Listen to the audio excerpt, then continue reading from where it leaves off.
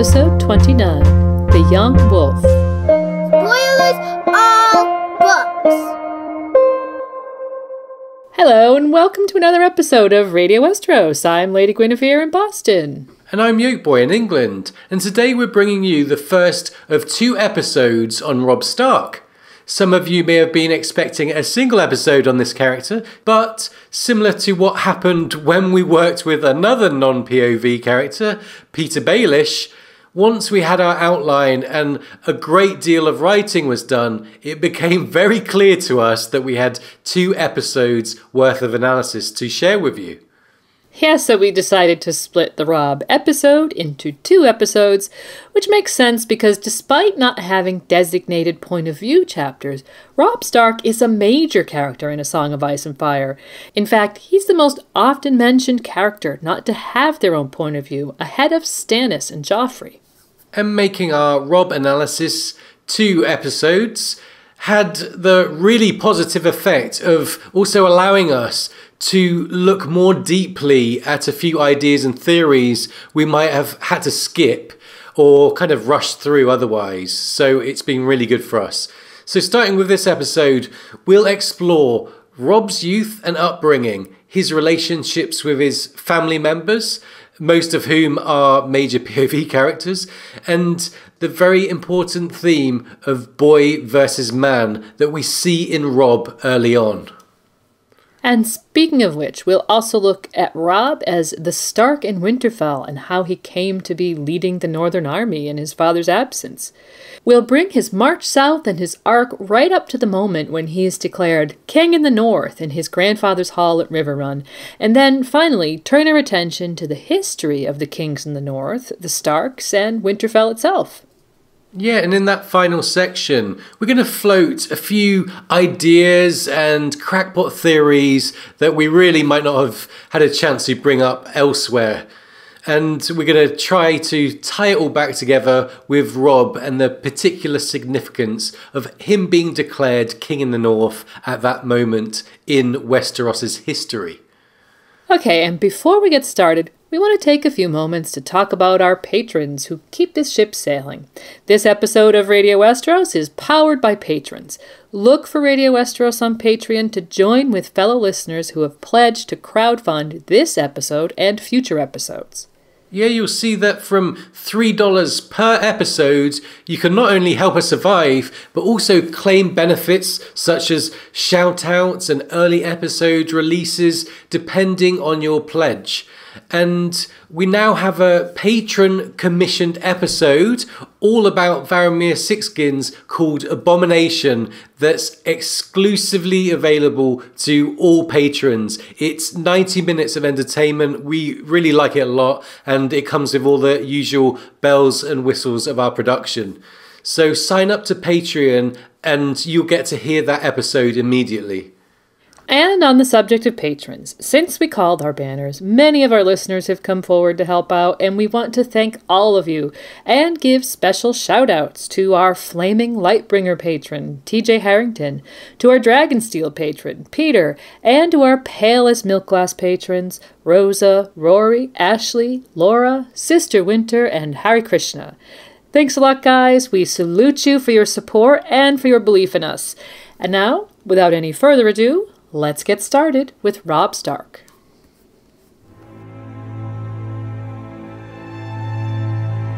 No sword is strong until it's been tempered. The Stark boy is a child. No doubt he likes the sound of war horns well enough and the sight of his banners fluttering in the wind. But in the end, it comes down to butcher's work. I doubt he has the stomach for it.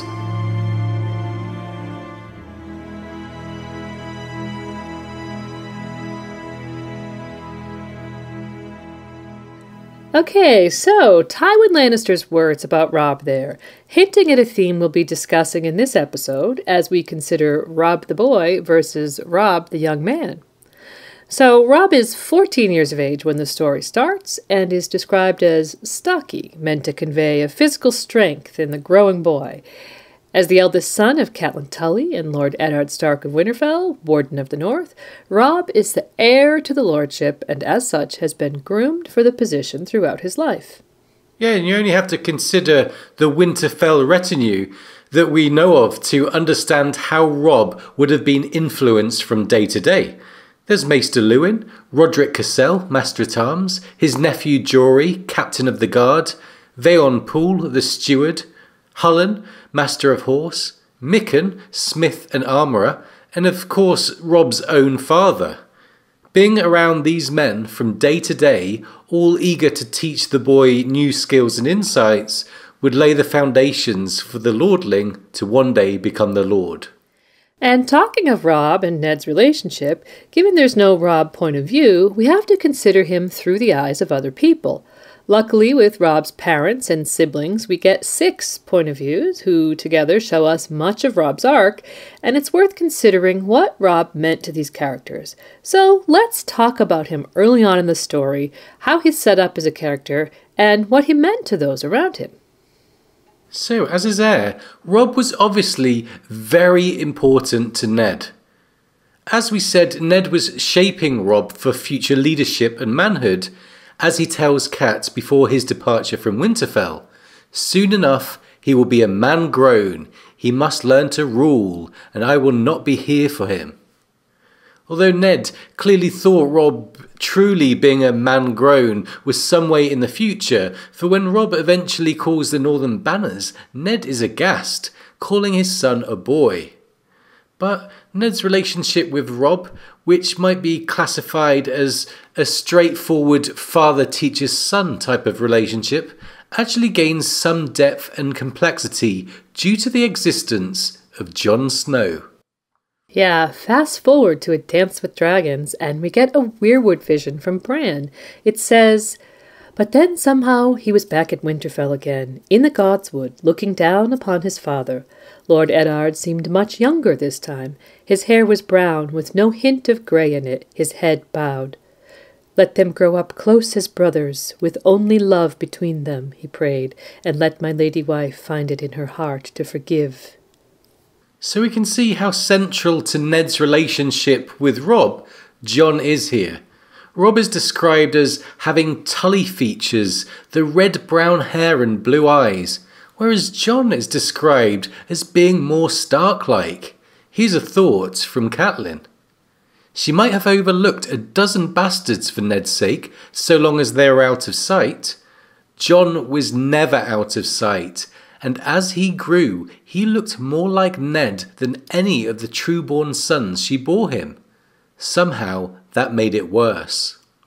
And this is a pertinent issue in the Stark household, creating tensions between Catelyn and Ned, because it's impossible for either the reader or Catelyn to tell who's the oldest between Robb and Jon.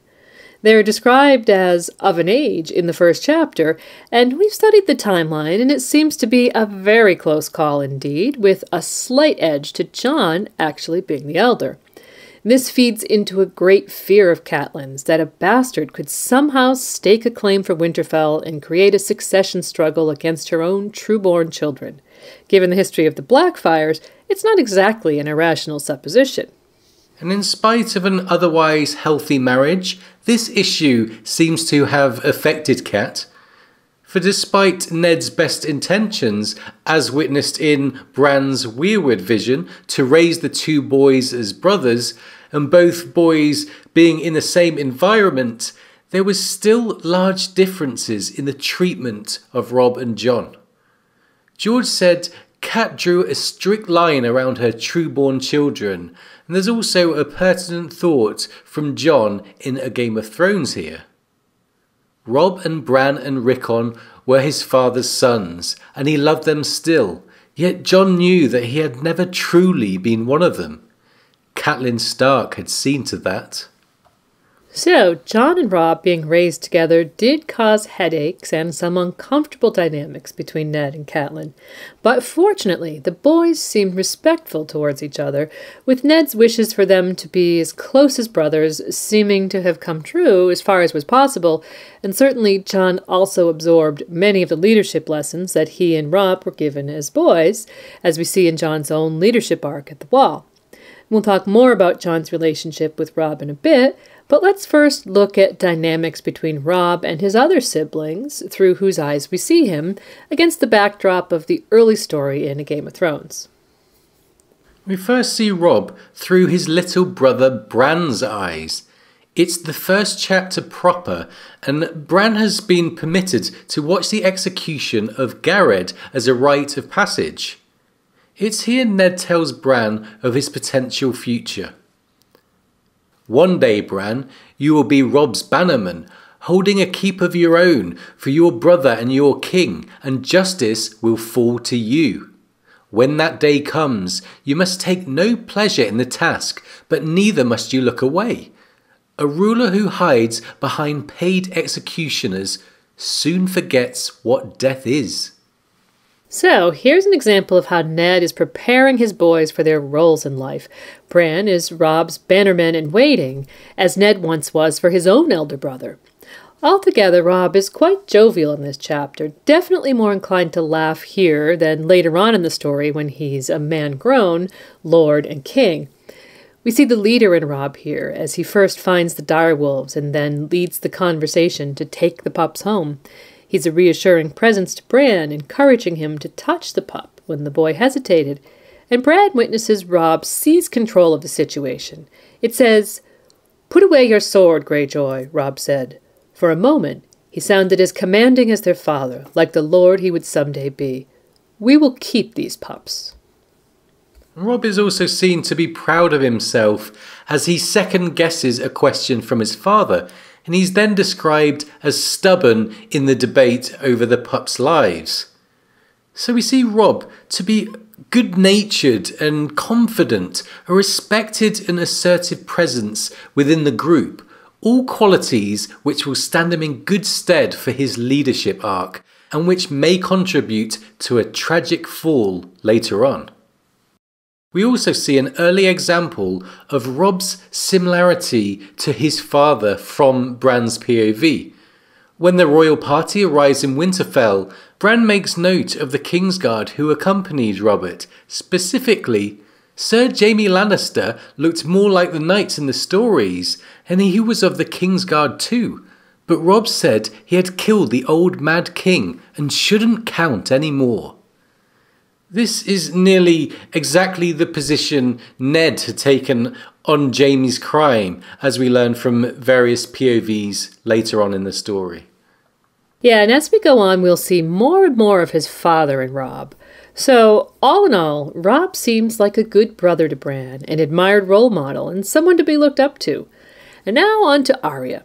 The first time we see Robb through Arya's eyes is at the Winterfell training ground, where the Master-at-Arms, Sir Rodrik Cassel, is overseeing some sword practice between the Starks and the Lannisters. Despite their swords being what Prince Joffrey calls play swords, there's nothing feigned about the growing animosity between Robb and the golden-haired prince. This scene has all the makings of a classic playground scrap, with Joffrey teasing Robb for childishness, Lannister toadies laughing along mockingly, and the tension boiling over as Robb sees red. The Stark heir was ultimately restrained, but not before launching a tirade of curses at Joffrey and his Lannister men. Yeah, it's an interesting scene, given that it's through Arya's eyes, who, being female, is obviously not permitted to join the practice yard, but will soon gain a sword of her own, and she'll learn how to use it. But the scene serves two very important functions. First of all, it really forces the audience to choose between the Starks and the Lannisters very early on in the story. And of course, George is laying the foundation for the Lannisters being the early story antagonists and even setting up the War of the Five Kings.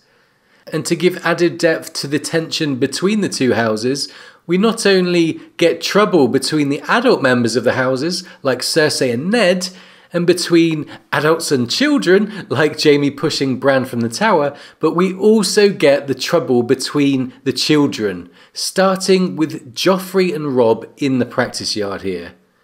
So we can see why it's a smart move by George to have this petty playground squabble between the two adolescent heirs. It's another layer of inherent incompatibility between the Starks and Lannisters, and no doubt witnessing this scene contributed to Arya's dislike of the Crown Prince. And obviously, Joffrey's immediately repugnant with his annoying and condescending remarks, such as, "The hour of play is done. Leave the children to their frolics." And so the audience chooses Robb over Joffrey, Stark over Lannister, which is the black and white George was trying to convey at this point in the story. Joffrey's arrogant attitude soon reared its head again in the scene with Mycah in the Riverlands, one that had devastating consequences for the Stark-Lannister relations, and for Arya, Sansa, and Lady specifically. Robb's youthful passion in battle against Lannisters helped to shape the War of the Five Kings, and both the conflict at Darry and the war itself can look to this training yard tussle as their precursor. Yes, they can. So we've mentioned what can be gleaned about Joffrey in this scene, but what about Robb? And this is the second reason that the scene is so important. Is the Robb we're seeing a mature boy or a young man? George definitely likes to toy with this notion. Like, we see a very strong boy-to-man arc with Jon Snow, who later in the story is urged by Maester Aemon, "Kill the boy and let the man be born."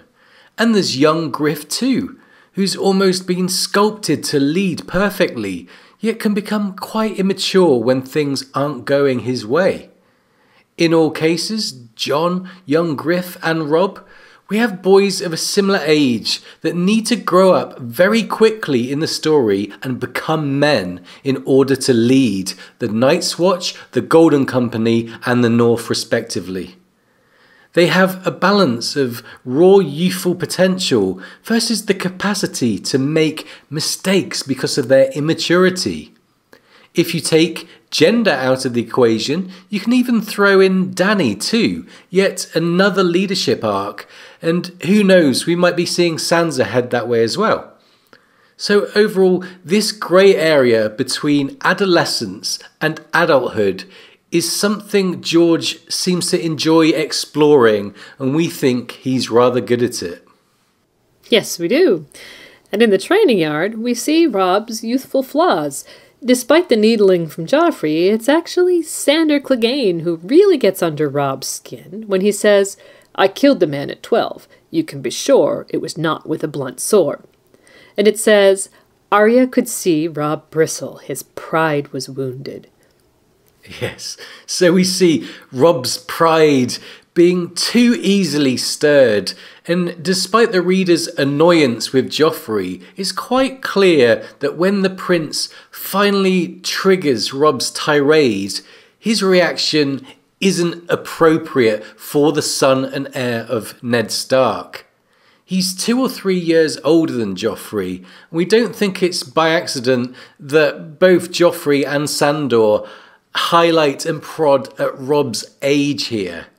At this stage, his lashing out doesn't bode well for a boy, or is it a young man, who will soon be leading an army. We'll be following Robb's development as a leader today, and again, it's in the training yard, being restrained by Theon, that Robb's boy-to-man arc has a spotlight shone on it, importantly, without the presence of his father in the scene. And this is all in Arya's point of view, so let's talk a little more about Arya and Robb and their dynamics. Arya certainly looks up to Robb. There's a definite respect there. He's her big brother, and her admiration manifests itself in this kind of invincible big brother feeling she has for him. Soon after she arrives in King's Landing, she assures her father, "I can be strong too. I can be as strong as Robb." And it's this feeling of Robb's strength that seems to be important to Arya.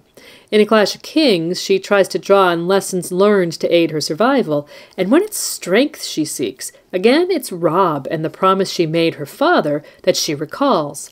"I'll be as strong as Robb. I said I would." So is Robb as strong as Arya thinks? Probably not. She does have some of that my big brother is invincible kind of mentality in evidence when she thinks that Robb would never let Winterfell fall, for instance. But despite Arya being somewhat biased in her assessment of Robb's strength, it's fair to say that neither was Robb's mettle a figment of her imagination. He certainly had strength and leadership in him, as we'll explore today. So Arya seemed to look up to Robb, perhaps thinking of him as nearly invincible, which adds another fine layer of tragedy to the Red Wedding.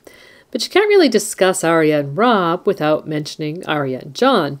The latter pair have a very close relationship, and there's far more evidence of warmth and closeness between them. Of course, there's the giving of needle, highly symbolic and a gesture of true affection between the siblings. And later on, when Arya has lost them all, she thinks she yearned to see her mother again, and Robb and Bran and Rickon, but it was Jon Snow she thought of most. And an explanation in story of why those two are so bonded might be shaded into this early quote. They had always been close. Jon had their father's face, as she did. They were the only ones. Robb and Sansa and Bran, and even little Rickon, all took after the Tullys, with easy smiles and fire in their hair. When Arya had been little, she had been afraid that meant that she was a bastard too. It had been Jon she had gone to in her fear, and Jon who had reassured her. So Jon and Arya both have the Stark look, but Arya feared it meant she was a bastard like Jon. Perhaps Arya really felt like a bastard because she was unconventional, an outlier, and seemingly the very opposite of her conforming sister. Sansa was groomed to be a lady, and it made Arya feel like an outsider because she didn't fit that mold. In the same way, Robb had been groomed to be a lord, so you can see why Arya might not relate to him as much as Jon. Robb represented the same conventions Arya couldn't fit into, and on the periphery there was Jon, also an outlier. So it's no surprise that those two bonded so well. No, it's not. And okay, on to the relationship between Sansa and Robb. As we mentioned, these two have had, in some way at least, very similar upbringings. Robb has been shaped to be a lord, Sansa a lady.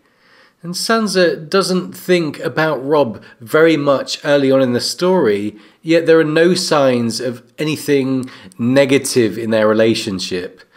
Like Arya, Sansa misses Robb later in the story and seems proud of his strength.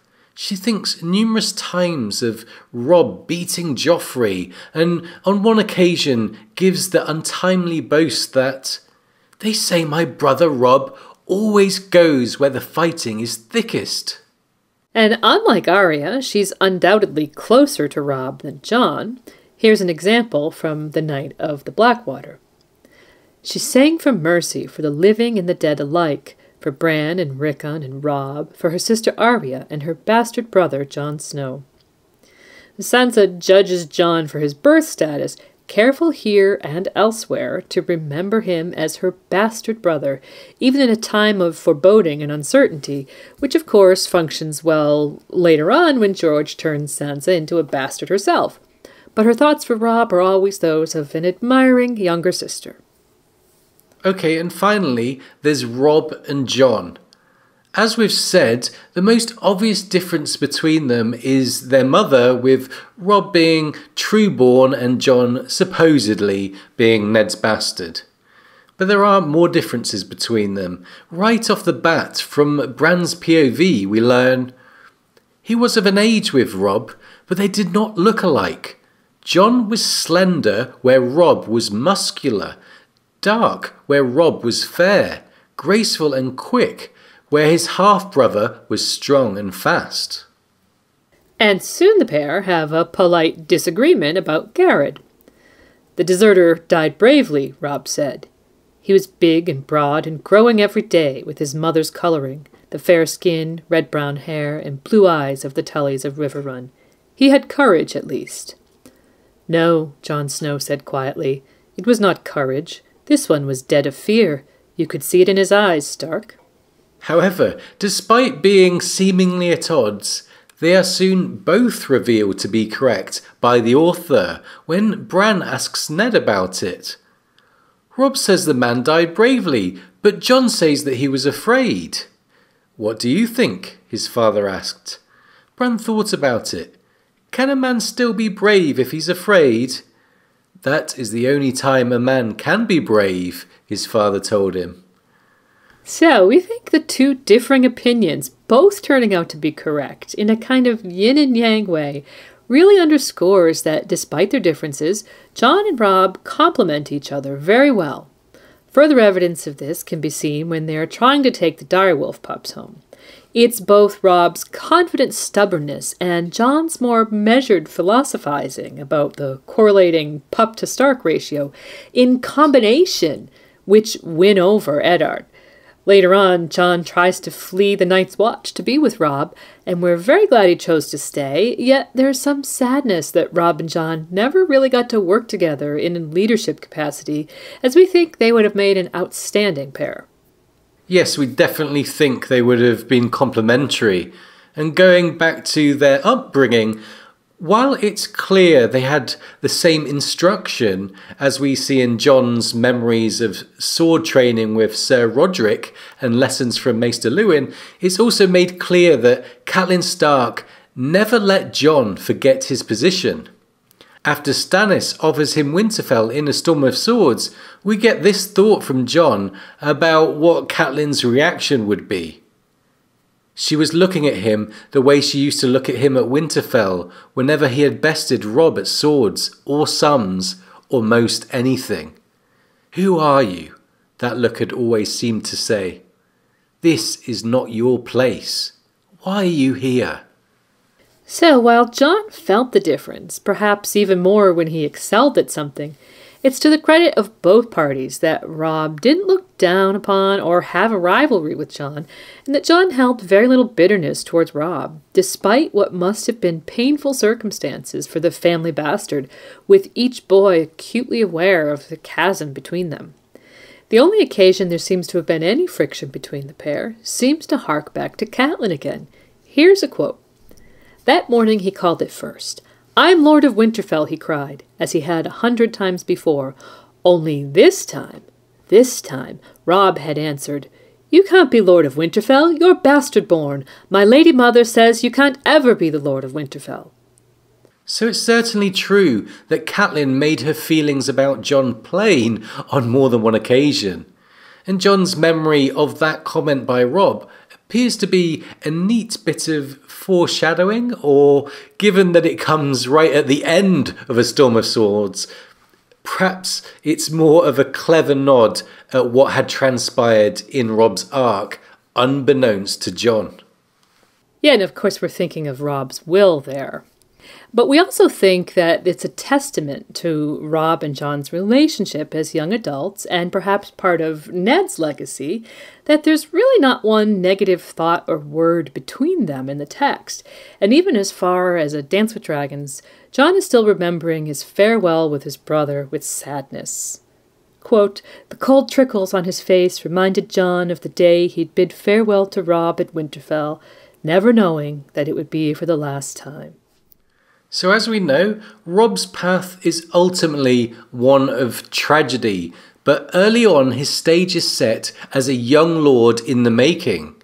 This groundwork is soon expanded and built upon as Ned leaves the north, with Robb now the Stark in Winterfell, despite Ned handing over the rule to Catelyn for the time being. Ned says to Cat, "You must govern the north in my stead while I run Robert's errands.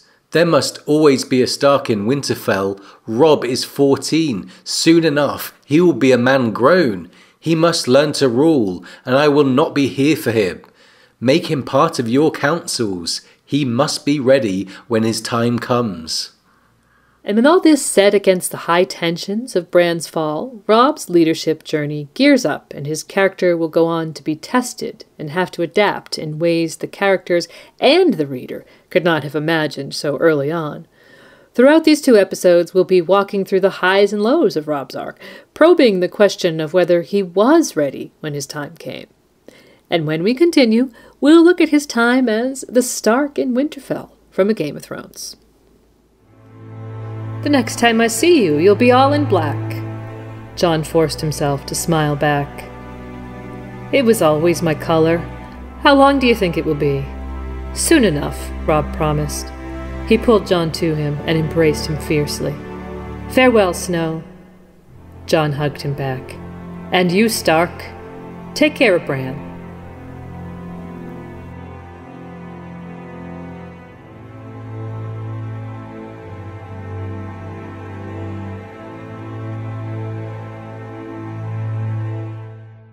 Okay, so that's the farewell between Robb and Jon there. So the next part of Robb's arc and personal growth we want to consider is the time in which the Stark heir goes from playground scraps to being the Stark in Winterfell. King Robert's visit and Bran discovering what Jaime would do for love bring about dramatic changes in Winterfell.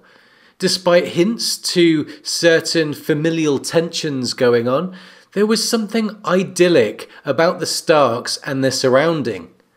Most pertinently, there was Ned, who quickly gained favour with the reader as a calming, assured presence and a natural leader, not just of family, but of subjects too.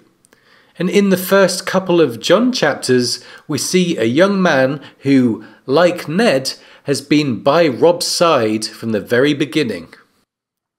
But George removes both of these Winterfell linchpins almost in one fell swoop. When we see Robb saying his snowy goodbyes to Jon, his bastard brother having been tempted at the chance of honor in the Night's Watch by a visiting Benjen Stark, the backdrop is of Ned's wagons being loaded. Removing both Ned and Jon from the Winterfell chessboard in quick succession gives Robb the vital space he needs to grow and change as a character. Yeah, his leadership arc required a place in the story where he could grow into a convincing leader, and quickly, given what George would soon have in store for him. And stood there, talking to Jon amidst the chaos of the departure of the King and the Northmen, we see the first and immediate signs that Robb is about to grow into the void left by these departures of his brother and of his father. Here's a quote. Robb was in the middle of it, shouting commands with the best of them. He seemed to have grown of late, as if Bran's fall and his mother's collapse had somehow made him stronger. Grey Wind was at his side. So, Robb leading there and said to be growing both literally and as a character, and with Grey Wind at his side, a hint at the future for those two. The farewell with Jon is quite heartwarming, especially with hindsight. Robb promises he'll see Jon soon enough, which they don't, and Jon suggests that you Starks are hard to kill, at which George must have been chuckling evilly to himself. This early sense that the Starks could reunite unscathed like a big happy family increases the effectiveness of the tragedies later on. The next time I see you, you'll be all in black, says a smiling Robb Stark. Yeah, and of course, one of the great tragedies is that they never do actually see each other again. And another factor contributing to a sort of power vacuum at Winterfell was Bran's fall and its direct effect on Robb's mother, Catelyn. As we mentioned earlier, Ned left Cat in charge of Winterfell, leaving instructions to help Robb become ready to rule. But these orders were given before Bran's fall, and since, Catelyn has become incapacitated with her grief and worry. But in the first Cat chapter after the fall, we see how incapable she's become. She, first of all, refuses to look at the financial books and barely remembers that the household steward has gone south with Ned. Instead, she's fixated on Bran. And when Maester Luwin suggests Cat needs to manage the household by filling a number of vacant positions, like Master of Horse, Cat replies, "My son lies here broken and dying, Luwin, and you wish to discuss a new Master of Horse? Do you think I care what happens in the stables? Do you think it matters to me one whit? I would gladly butcher every horse in Winterfell with my own hands if it would open Bran's eyes. Do you understand that? Do you?" Yeah, there's a hint of mother's madness here, And having not left Bran's side since his fall, the reader soon appreciates that her mental state has left her in no position to rule Winterfell or even keep step with the day-to-day basics. And just at the very moment this is sinking into the reader, Robb appears from nowhere and says, "I'll make the appointments." So Robb Stark steps in to fill the void, doing so with such conviction that Luwin doesn't seek Cat's approval for Robb's decision to talk on the morrow about the good men Luwin has suggested. With Ned and Jon gone, and with Cat unable, George can start to grow Robb into a leader, and as we've said, it was an essential shuffle by the author, and the maneuver is balanced to perfection. Yeah, Robb demonstrates that he is willing and able to take over the running of Winterfell, in spite of Ned's previous conviction that he might not be ready yet. When Robb and Cat find themselves alone, though, we're shown a persisting, youthful vulnerability in Robb. He asks hard questions about Cat's reclusive behaviour with Bran and reminds her that she has other responsibilities. "Rickon needs you," Robb said sharply. "He's only 3, he doesn't understand what's happening. He thinks everyone has deserted him, so he follows me around all day, clutching my leg and crying. I don't know what to do with him." He paused a moment, chewing on his lower lip the way he'd done when he was little. "Mother, I need you too. I'm trying, but I can't. I can't do it all by myself." His voice broke with sudden emotion, and Catelyn remembered that he was only 14. Okay, so this passage highlights 2 things. First, it's one of the few times we hear about Robb and Rickon, and we see an elder brother somewhat overwhelmed by the needs of a small child who's looking to him for love and guidance. After Cat's departure, Rickon would become even more attached to Robb. Bran later notes that whenever Robb was away, Rickon would cry and ask if Robb was ever coming back. So, to add to all of Robb's other complex burdens, he had the emotional well-being of his 3-year-old brother, which may at times have seemed like the most complex burden of all. Yeah, when Robb inevitably leaves Winterfell, we see Rickon being, quote, "wild as a winter storm and running away to hide in the crypts." Bran describes how Rickon had slashed at them with a rusted iron sword he'd snatched from a dead king's hand. And his shaggy dog was, quote, "near as wild," another hint at the mysterious emotional connection the Starks have with their wolves. In this case, it would be Robb and Grey Wind who had the power to subdue the youngest Stark and his wolf, and if Rickon became increasingly wild after Robb's departure, it could be no wonder. Okay, and getting back to Robb and Cat's exchange, the other thing that passage shows us is how Robb is able to be a leader when called upon, and a boy in private. It's an interesting way to view his character, which highlights Robb being on the very cusp of manhood, and also sets up the close-knit relationship we see with his mother going forward. Incidentally, in this passage, Cat notices a physical change in Robb. It says, "Catelyn had always thought Robb looked like her. Like Bran and Rickon and Sansa, he had the Tully coloring, the auburn hair, the blue eyes. Yet now for the first time she saw something of Eddard Stark in his face, something as stern and hard as the North." So that's really interesting. Robb is looking more like Ned in these crucial moments for his development. This is a setup on different levels for Robb to take over Winterfell, for him to control the north, and for him to march an army south. Incidentally, all things his father did when the call arose, not to mention the parallels in their mutual demise. But perhaps another function of reminding us that Robb is his father's son is to make sure we simply really like Robb and that we root for him, as the vast majority of readers did for Ned. And seeing Robb behave like Ned, coupled with the shock of the Cat's Paw's assassination attempt on Bran, brings Cat around somewhat, and very soon she's schooling Robb as she had promised Ned she would. "Why would anyone want to kill Bran?" Robb said. "Gods, he's only a little boy, helpless, sleeping." Catelyn gave her firstborn a challenging look. "If you are to rule in the north, you must think these things through, Robb. Answer your own question. Why would anyone want to kill a sleeping child?" Yeah, from this point on, Robb is in a man's world. Armies, battles, ruling a kingdom. And yet he's left without the degree of male guidance you'd expect a young leader to have. Instead, he has Cat, and the dynamics between them are very interesting, not least because Cat herself is not accustomed to such a role, although perhaps critically we're told that she did spend time as a child accompanying her father on his lordly duties. But these are the seeds of the advisory dynamics between the two, and we're being shown that he still needs the wisdom of his mother, and critically that he must also start to think for himself.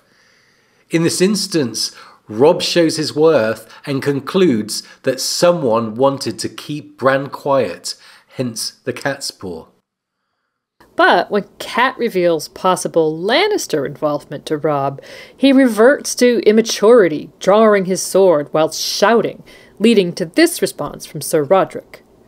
Sir Rodrik bristled at him. "Put that away. The Lannisters are 100 leagues away. Never draw your sword unless you mean to use it. How many times must I tell you, foolish boy?" Abashed, Robb sheathed his sword, suddenly a child again. So that's a really great passage to mark this boy-to-man theme that we're talking about. And fittingly, Cat goes on to mention that a war might be coming. It's perhaps the first whiff of the War of the Five Kings, and Cat fully embraces the fact Robb is now carrying real steel rather than the wood of the training yard. And this is really a rite of passage, and perhaps Cat's way of showing Robb that she, at least, now regards him as a man. And it's worth mentioning that Theon Greyjoy is probably Robb's main confidant at this time. We didn't consider him as a sibling in the previous segment, but perhaps we should have, as he claims, "Lord Eddard is a second father to me," before swearing an oath of secrecy to Catelyn. We'll trace the breakdown of the relationship between Theon and Robb later, but for now, we can see the bond between the pair becoming more apparent in Jon's absence. So the clandestine meeting comes to an end when Robb characteristically volunteers to go to King's Landing and is refused by his mother, who takes yet another of his male role models, Sir Rodrik, with her to the capital. Despite her own motherly concerns for Bran, Cat now begins to play a bigger game and leaves Robb behind as the Stark in Winterfell. This is a major decision, make no mistake, and so begins a series of catch-22s that Cat finds herself in. The result of which is that she, and possibilities with Lady Stoneheart notwithstanding, never sets foot in Winterfell nor sees Bran and Rickon again. Yeah, and that really makes me so sad to think about right there. But now, with Cat gone, Robb is truly the lord and ruler of Winterfell. In a matter of weeks, he's gone from training yard scraps to being responsible for Winterfell and all its holdings, not to mention his two younger brothers. Soon, Bran awakens and provides the point of view through which we view Robb. Bran 4, the first chapter after the awakening, begins with Bran longing to be outside, running around, and he's on the verge of tears. It says, "Bran knuckled away the tears before they could fall. His 8th name day had come and gone. He was almost a man grown now, too old to cry." Yeah, this moment is slyly referred to later on with Robb, so keep it in mind. But for now, note that it sets up this familiar boy-to-man theme for this chapter. And Bran isn't the only one with growing up to do. Bran provides insight into how Robb is changing. It says, "Only Robb and baby Rickon were still here, and Robb was changed. He was Robb the Lord now, or trying to be. He wore a real sword and never smiled. His days were spent drilling the guard and practicing his swordplay. making the yard ring with the sound of steel as Bran watched forlornly from his window. At night he closeted himself with Maester Luwin, talking or going over account books. Sometimes he would ride out with Hallis Mollen and be gone for days at a time, visiting distant holdfasts. Whenever he was away more than a day, Rickon would cry and ask Bran if Robb was ever coming back. Even when he was home at Winterfell, Robb the Lord seemed to have more time for Hallis Mollen and Theon Greyjoy than he ever did for his brothers. So, as he once distinguished between father and Lord Stark, Bran begins to see Robb as two different people. Robb his brother and Robb the Lord. His young age, naivete, and promising intelligence combine to make Bran a useful observer. And the takeaway here is that Robb is stepping up to his new responsibilities well. He's adapting and leading, although Bran's assertion that Robb is trying to be Lord Robb insinuates that he's not quite the finished package yet. But whereas Robb might be becoming a true lord, it's clear to Bran that it's coming at the cost of familial neglect sometimes. And this theme of Starks, namely Robb and Ned and Cat and even Jon Snow having to choose between family and duty, grows throughout A Game of Thrones and beyond. Robb being described as two different people is also a favored technique employed by George when he wants to highlight change and internal schisms. We see it with characters such as Robert Baratheon, Jaime, Sansa, and Arya, for example. It makes the reader ponder the nature of identity and what makes a person who they are, which we identify as one of the principal themes and questions posed by this series. Yeah, that's something we do talk about a lot, I'm sure you've noticed.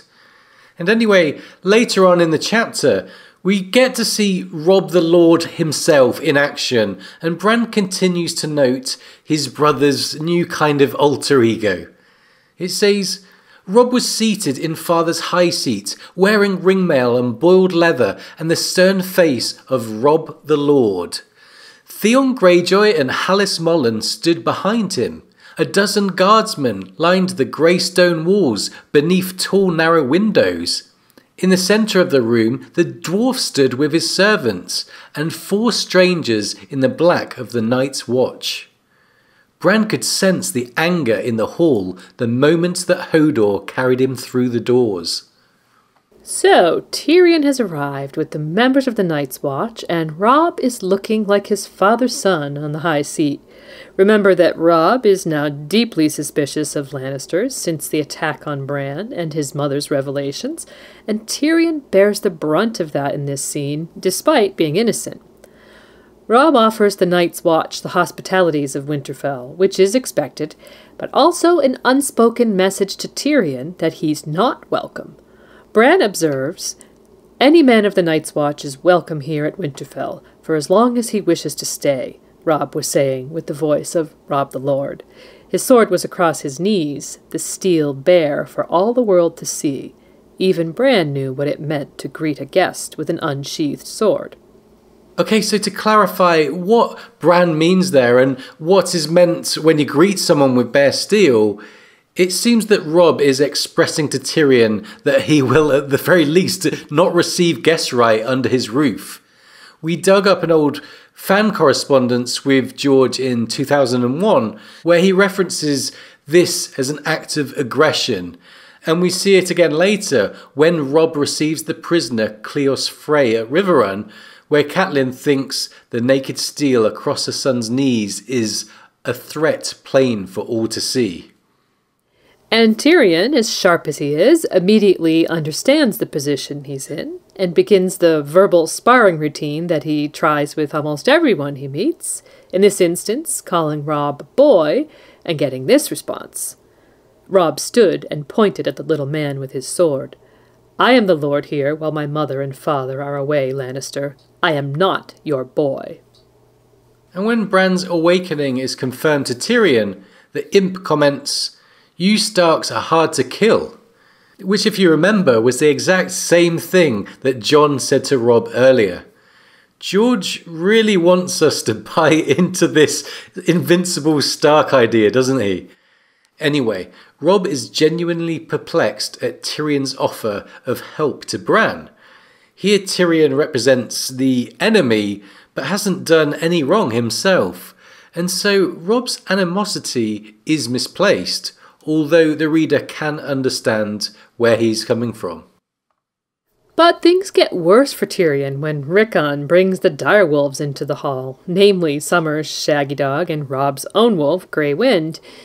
There's previously been some hints at perhaps a supernatural connection between the Starks and their direwolves, notably Summer guarding the unconscious Bran, and the incident with Arya and Nymeria at the Trident, and of course George is slowly heading towards the introduction of warging, but in this scene there are further hints that there is something curious going on. Here all three direwolves snarl at Tyrion and show their aggression, with Grey Wind biting his sleeve, perhaps meant to closely mirror Nymeria's attack on Joffrey. The wolves are experiencing the anger, fear and resentment felt by Bran, Rickon and Robb. There's a strange connection, one which shocks Robb here. Incidentally, the direwolves are gradually introduced as mirrors to their owners. Grey Wind was growing quickly, it seems, even by direwolf standards, a big, lean, strong and fast direwolf who is sometimes impulsive and doesn't show much caution. Does that sound familiar? Anyway, Robb named him Grey Wind because of his speed. He's never really described in-game, but in Clash we do get this, admittedly after he has grown considerably more. It says, a direwolf as large as any elkhound, lean and smoke dark, with eyes like molten gold. And in this scene, he's fittingly being the most aggressive of the wolves towards Tyrion, even more so than the wild Shaggy Dog. With Lannister men reaching for their steel, we can see how direwolves don't really make for great diplomacy, reminding us of Ned's caution about housing the wolves and of other Lannister direwolf tensions. As the moment passes, Tyrion strikes a rather sympathetic figure, and Maester Luwin counsels Robb, who then changes his aggressive tone, showing that Robb is at least honorable enough to take heed of counsel and try to right wrongs. He finally sheathes his sword, offering guest right and Winterfell's hospitalities. The friction is hardly eased, however, and before too long we see similar dynamics in play again, when Robb's mother also confronts an innocent Tyrion. And we see further immaturity from Robb when ominous news reaches him about his missing uncle Benjen. This is what Robb says to Euron. My uncle is not dead, Robb Stark said loudly, anger in his tones. He rose from the bench and laid his hand on the hilt of his sword. Do you hear me? My uncle is not dead. His voice rang against the stone walls, and Bran was suddenly afraid. So, a very strong reaction there from Robb, perhaps meant to plant a seed with the reader. And after Bran's earlier concerns that Robb was being less of a brother and more of the Lord, Robb actually ends up carrying Bran to bed that evening, whispering to him that he promises they'll find him a horse, a quite heart-wrenching moment as you realize Robb, all of a sudden, is Lord, brother, and also parent in Ned's and Kat's absence. Bran asks if their parents will ever come back, which is met with typical abundant optimism from Robb, who had had a similar attitude to both comatose Bran and missing Uncle Benjen. However, beneath this optimism there is hidden fear in Robb, and as he tells Bran of a great adventure they'll one day have, Bran hears his brother crying. Here's the passage. Even in the dark room, Bran could feel his brother's smile. And afterwards, we'll ride north to see the wall. We won't even tell Jon we're coming. We'll just be there one day, you and me. It'll be an adventure. An adventure, Bran repeated wistfully. He heard his brother's sob. The room was so dark he could not see the tears on Robb's face, so he reached out and found his hand. Their fingers twined together. Okay, so this is the heartrending note this chapter ends on. And now let's take you back to how it began. Bran was watching the playing outside and wanted to cry, and he thinks his 8th name day had come and gone. He was almost a man grown now, too old to cry. So this chapter begins with Bran, an 8-year-old and supposedly nearly a man grown, being too old to cry. And the chapter ends with Robb, the acting Lord of Winterfell, truly a man grown now, actually crying to Bran. This is a subtle detail, and we think an excellent commentary on Robb and his current dichotomy. Robb is evidently both a boy and a man grown, but with more responsibilities coming his way, he'll soon need to kill the boy and let the man be born.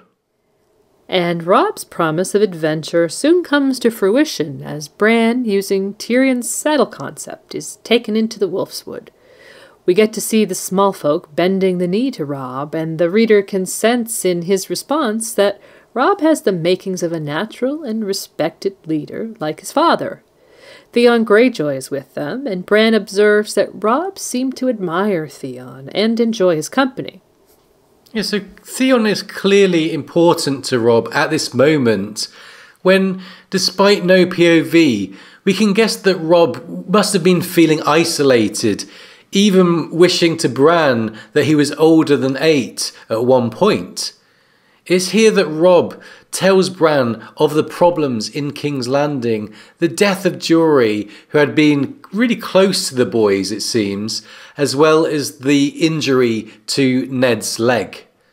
The passage ends, "Theon thinks I should call the banners," Robb said. "Blood for blood." For once, Greyjoy did not smile. His lean, dark face had a hungry look to it, and black hair fell down across his eyes. "Only the Lord can call the banners," Bran said as the snow drifted down around them. "If your father dies," Theon said, "Robb will be the Lord of Winterfell." "He won't die," Bran screamed at him. Robb took his hand.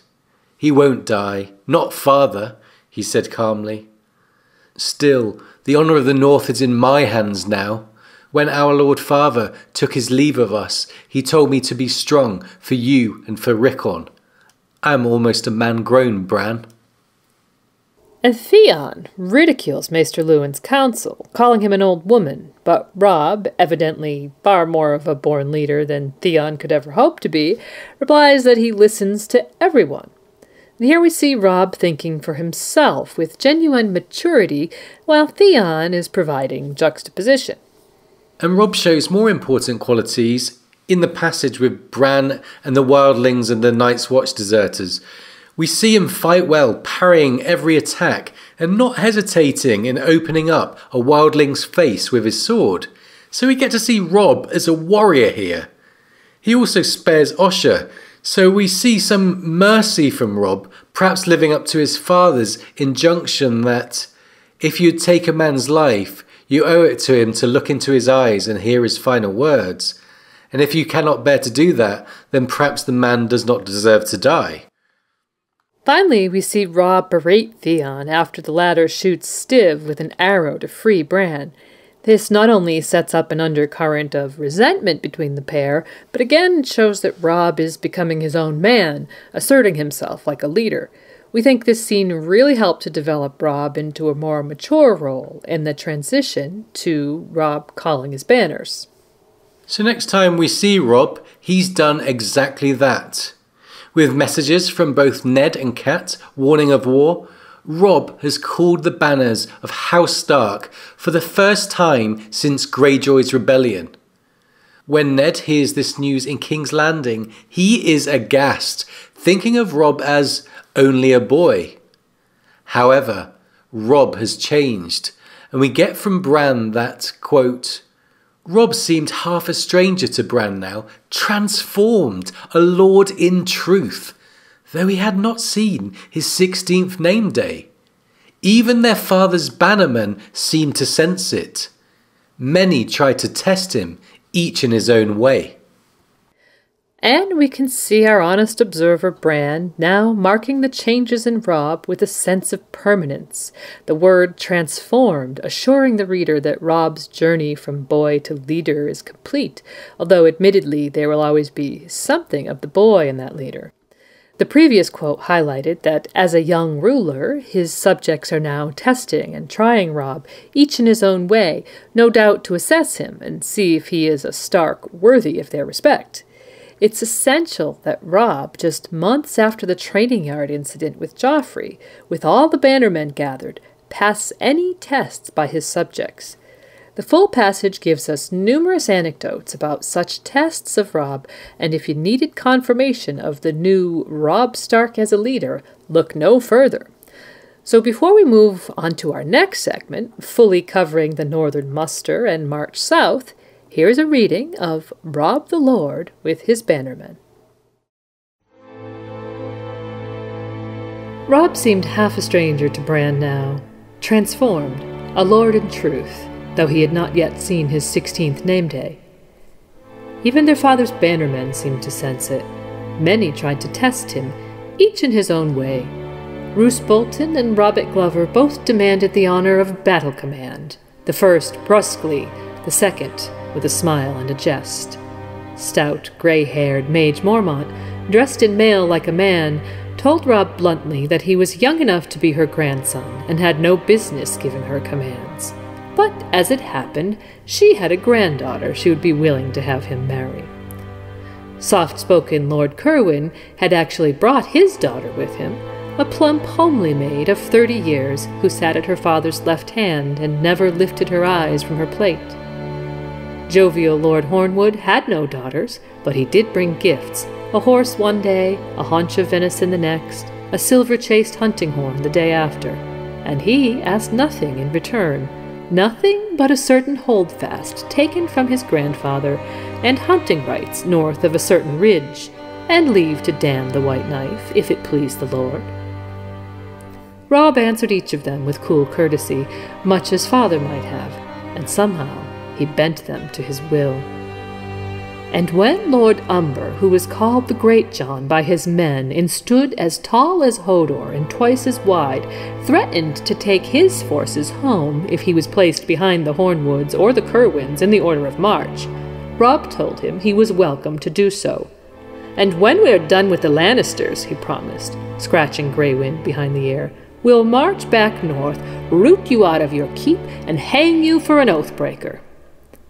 Cursing, the Great John flung a flagon of ale into the fire and bellowed that Robb was so green he must piss grass. When Hallis Mullen moved to restrain him, he knocked him to the floor, kicked over a table, and unsheathed the biggest, ugliest greatsword that Bran had ever seen. All along the benches his sons and brothers in shorn swords leapt to their feet, grabbing for their steel. Yet Robb only said a quiet word, and in a snarl, in the blink of an eye, Lord Umber was on his back, his sword spinning on the floor 3 feet away, and his hand dripping blood where Grey Wind had bitten off 2 fingers. "My Lord Father taught me that it was death to bear steel against your liege lord," Robb said. "But doubtless you only meant to cut my meat." Bran's bowels went to water as the Great John struggled to rise, sucking at the red stumps of fingers. But then, astonishingly, the huge man laughed. "Your meat," he roared, "is bloody tough!"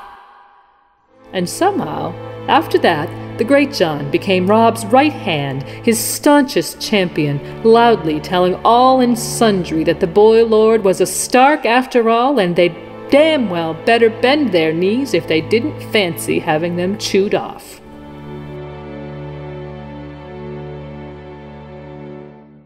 Okay, so Great John Umber there, underlining how Robb has very quickly, and successfully it would seem, earned the respect of his bannermen, who had been testing the chinks in his armour, so to speak.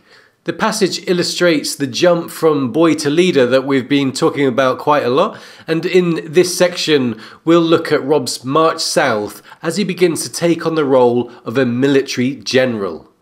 And we'll be looking at things like troop numbers and military tactics in our upcoming episode on the War of the Five Kings. So here we'll focus mostly on Robb's character development and personality. Okay, so let's start by looking back to the calling of the banners to establish how Robb arrived at this place, marching south on the King's Road with an army of Northmen at his back. When Ned saw Cat in King's Landing, convinced that Tyrion had tried to assassinate Bran and that Cersei had killed Jon Arryn, and it's part of Ned's great tragedy that he was wrong on both counts, misled by none other than Petyr Baelish, he told her, "Once you're home, send word to Helman Tallhart and Galbert Glover under my seal. They are to raise 100 bowmen each and fortify Moat Cailin. 200 determined archers can hold the neck against an army. Instruct Lord Manderley that he is to strengthen and repair all his defences at White Harbour and see that they are well manned. And from this day on, I want a careful watch kept over Theon Greyjoy. If there is war, we shall have sore need of his father's fleet." So we can see what's going through Ned's mind now. The Lannisters are true adversaries and he's anticipating further troubles. He wants to strengthen defences at White Harbour and Moat Cailin, places of great strategic importance, knowing that this secures the North against any potential invasion. Crucially, it puts the North on a war footing, although it's important to note that at this point, Ned's thoughts seem to be mainly about defence. Yeah, they do, and the message does eventually get back to Winterfell, although unexpectedly in the form of a message to Robb from Cat at the Eyrie. Cat's change of plans contributes to the acceleration of hostilities at a pace Ned never anticipated, and Robb soon receives another message from King's Landing, telling of Jory Cassell's death and Ned's injury. But it's the next letter, from his sister Sansa, that really decides the issue. It says, "When the Raven came, bearing a letter marked with father's own seal and written in Sansa's hand, the cruel truth seemed no less incredible. Bran would never forget the look on Robb's face as he stared at their sister's words. She says father conspired at treason with the king's brothers," he read. "King Robert is dead, and mother and I are summoned to the Red Keep to swear fealty to Joffrey." And while Robb had debated calling the banners after hearing of Jory's death, the news of his father's arrest settled things. Far from capitulating to the Queen's demands, Robb would summon the northern host and march south to relieve his uncle Edmure, who was besieged at Riverrun. And there are a few points of interest in the narrative as the banners arrive. First of all, the first banners we see on page are the Karstarks, though they are the last to arrive. With thousands of troops arriving at Winterfell, George clearly picked carefully whom he wanted to introduce to us first. Rickard Karstark is introduced and we learn of his Stark blood, which will be very important later on. Although Bran thinks to himself, they did not look like Starks. And we also hear that, in the Wintertown, quote, "one of Lord Bolton's men knifed one of Lord Cerwyn's." So, a Bolton man knifing another Northerner is definitely shades of the Red Wedding. And while we wouldn't quite call this foreshadowing along the lines of some of the more clear examples we'll see through the text, it's certainly laying the groundwork that the Boltons might be uneasy allies, and it's a detail that really stands out on a reread. And along similar lines, the only mention of Roose Bolton so far was Ned's tale of Roose wanting to cut the throat of the grievously wounded Barristan Selmy on the Trident. George really never held back on the villainy of House Bolton, did he? No, it's a wonder the Starks ever put any faith in the Boltons at all. And in this same chapter, Robb confesses to Bran that Roose makes him nervous, saying, "Lord Roose never says a word. He only looks at me, and all I can think is of that room they have at the Dreadfort, where the Boltons hang the skins of their enemies." Okay, so that's probably enough to give anyone nightmares. Anyway, the delicacy of dealing with the lords aside, Bran recounts the various banners, and we get a sense of scale of this gathering. Maester Lewin estimates the force to be 12,000 men, yet more will join on the journey south. It says, Robb must march soon or not at all. The winter town is full to bursting, and this army of his will eat the countryside clean if it camps here much longer. Others are waiting to join him all along the King's Road, Baronites and Crannogmen and the Lords Manderley and Flint. The fighting has begun in the Riverlands, and your brother has many leagues to go. So Lewin's words communicate the urgency of the situation and the fact that war now seems inevitable. And Robb's outwardly calm and cool manner of dealing with his bannermen makes the northern force begin to feel like a really cohesive unit, with Robb now ready to put his leadership to the test. And as Bran is aware of the risks to his father, with Robb heading to Riverrun with an army, you can bet Robb knew those risks too. Yet we get a glimpse into another of Robb's intentions as he tells Bran, "Mother will be home soon, and I'll bring back father, I promise." Yeah, and we've already pointed out Robb's optimism in difficult times, and it manifests in a feeling of courage and strong will rather than delusion.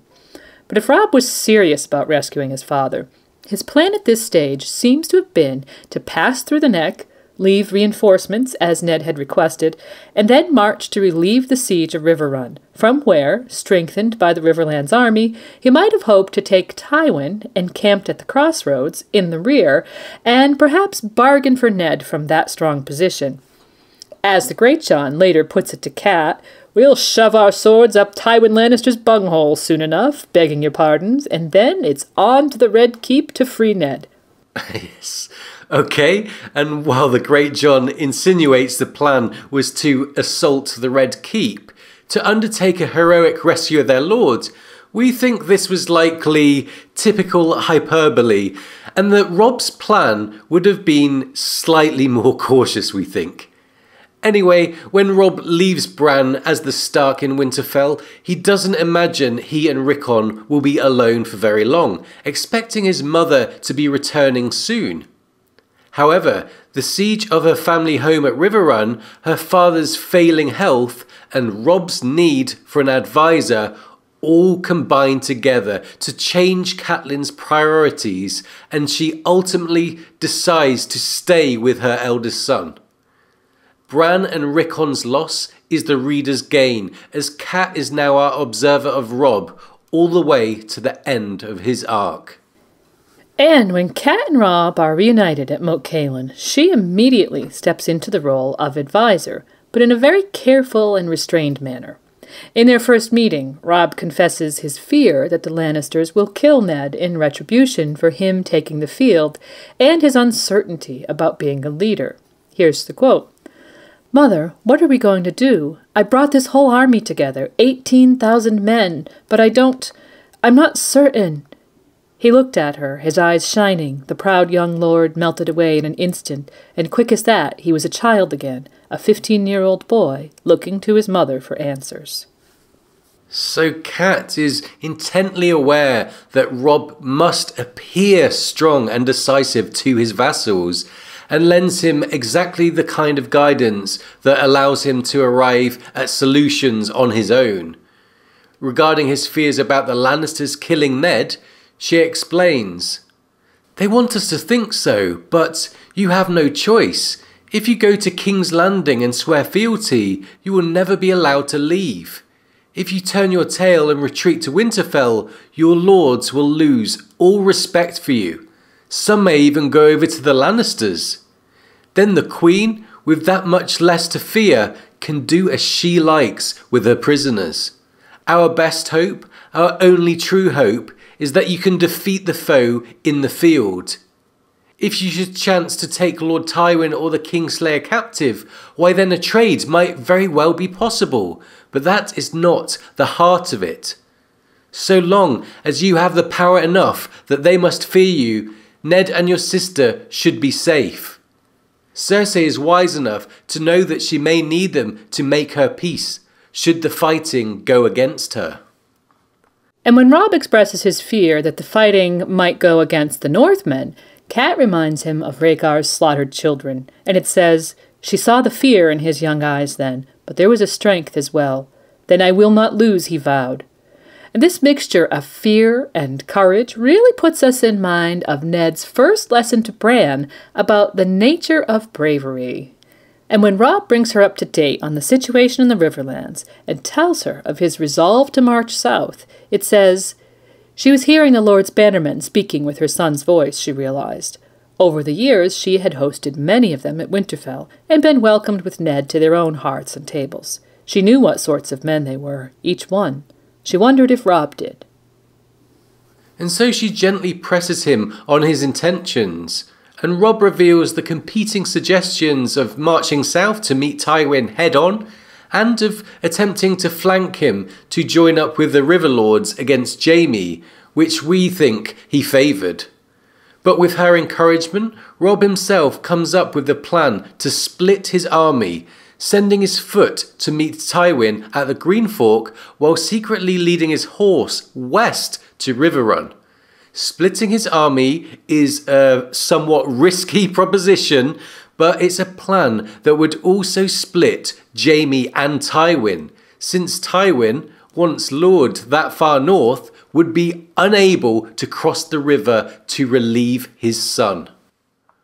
Yeah, it was an excellent plan, though it was dependent upon the cooperation of Walder Frey, and with Cat's subtle help, Robb made the decision to give the command of the foot to Roose Bolton. It was the correct decision in the moment, we think. One Catelyn seems to think Ned would have approved, but it would have fateful implications in the end, as Roose, whose disappointment that Cat no longer held Tyrion Lannister had already been made clear, from that point on would be removed from Robb, ostensibly operating according to orders, but in reality hedging his bets at every moment.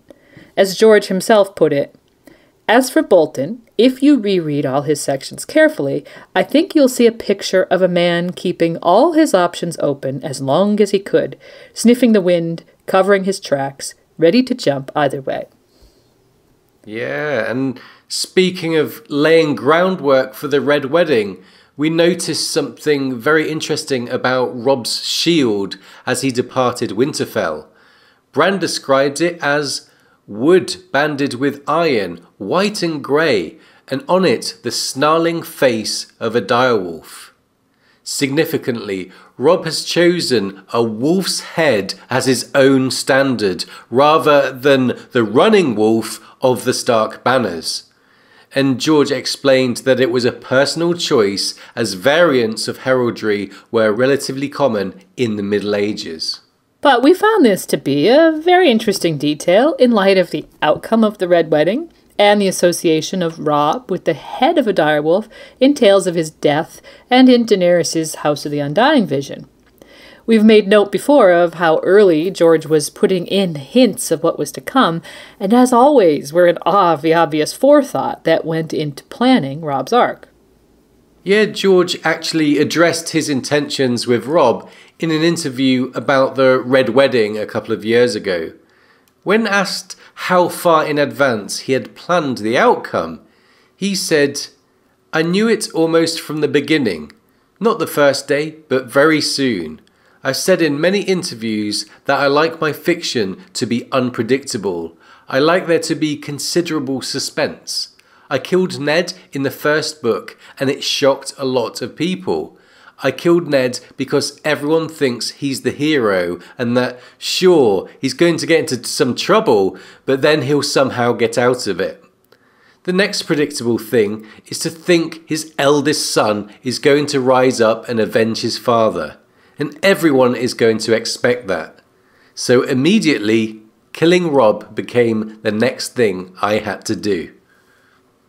On the other hand, only recently, George told fans that he regretted not making Robb a point of view character because it made his death predictable, which is almost certainly the hindsight of many years at work, but in any case, we'll continue to keep our eyes peeled for more hints and foreshadowings.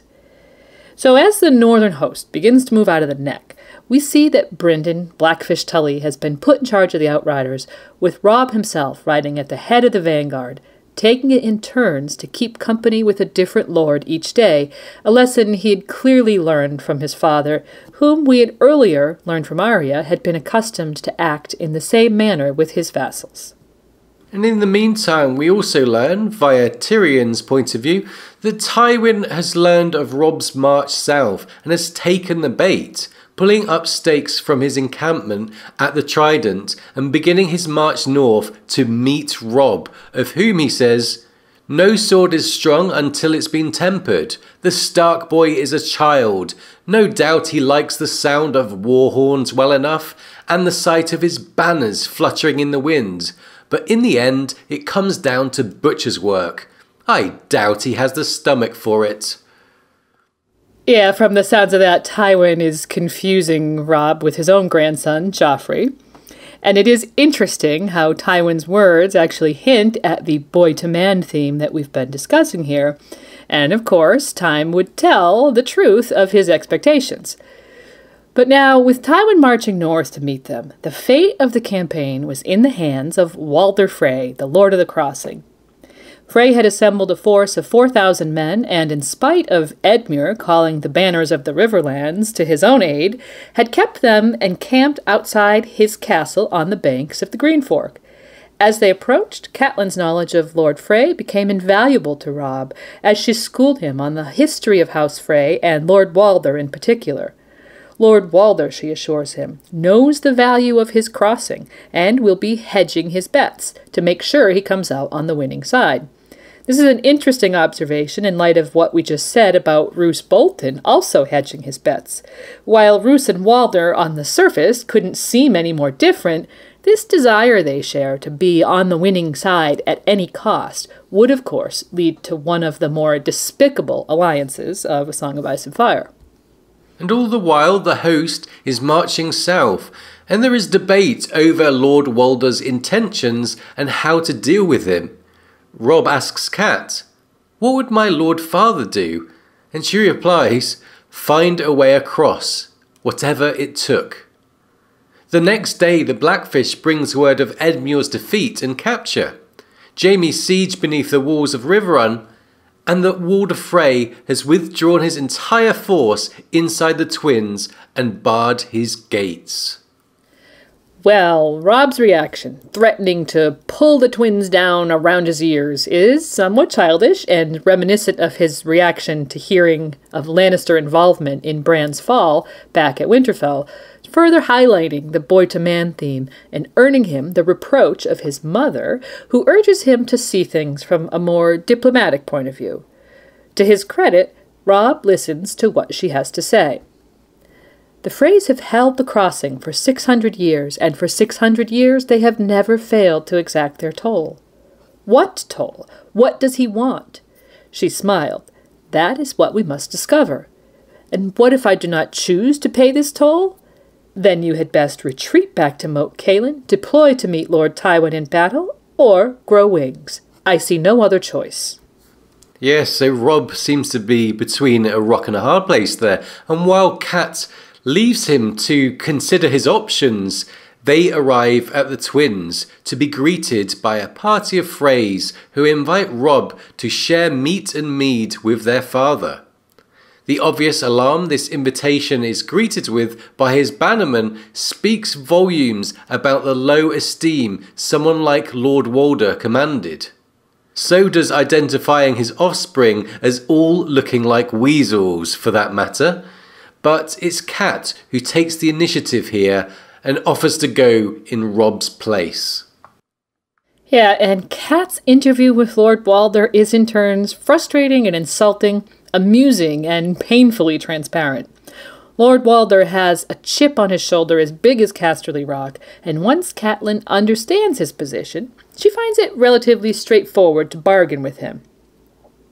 While in the end, Lord Walder drives a hard bargain, fostering for 2 of his grandsons, a position as Robb's squire and a knighthood for one of his younger sons, and marriage alliances with both Arya and Robb. She gains the crossing, if only Robb will agree. And to his credit, at this stage, he does. When she tells him of the agreement, he asks, "Can I refuse?" "Not if you wish to cross," she tells him. And when he consents to pay the toll Lord Walder has demanded, his mother thinks he had never seemed more manly to her than he did in that moment. Boys might play with swords, but it took a lord to make a marriage pact, knowing what it meant. So Robb has really grown into his position of leadership in these weeks since calling the banners and marching south. Tywin's assessment of him is about to get a hard reality check, for that very night, Robb brought 9/10 of their horse, about 4,000 men, across the Green Fork to race across country and relieve his kin at River Run, leaving a small force under Helmund Tallhart to reinforce Lord Walder's garrison, and the larger part of his army under the command of Roose Bolton as a decoy to continue drawing Lord Tywin up the King's Road. Yeah, as Catelyn thinks, for good or ill, her son had thrown the dice. And the next time we see Cat and Robb is on the brink of the Battle of Whispering Wood. And we see further evidence of Robb truly inhabiting his leadership role when Cat observes his personal guard, and that many of the young Northmen had, quote, clamoured for the honour of riding with the young wolf, as they had taken to calling him. So, Robb is the Young Wolf now, a title highly reminiscent of the Young Dragon, the name given to Daeron I Targaryen, who famously marched south and conquered Dorne at the age of 14. That the Young Dragon was also famously killed a few years later while meeting with the Dornish under a peace banner in a violation of protocol that is startlingly similar to Robb's end, is a fascinating historical parallel that, while it was revealed ex post facto, probably deserves a place along with the numerous hints and foreshadowings George gave to Robb's fate starting in A Game of Thrones. We also find it interesting that the young dragon is mentioned a couple of times in Jon's point of view. Once he thinks that Daeron I had been one of his heroes growing up, but he later recalls playing at swords with Robb. They were not little boys when they fought, but knights and mighty heroes. "I am Prince Aemon the Dragon Knight," Jon would call out, and Robb would shout back, "Well, I'm Florian the Fool."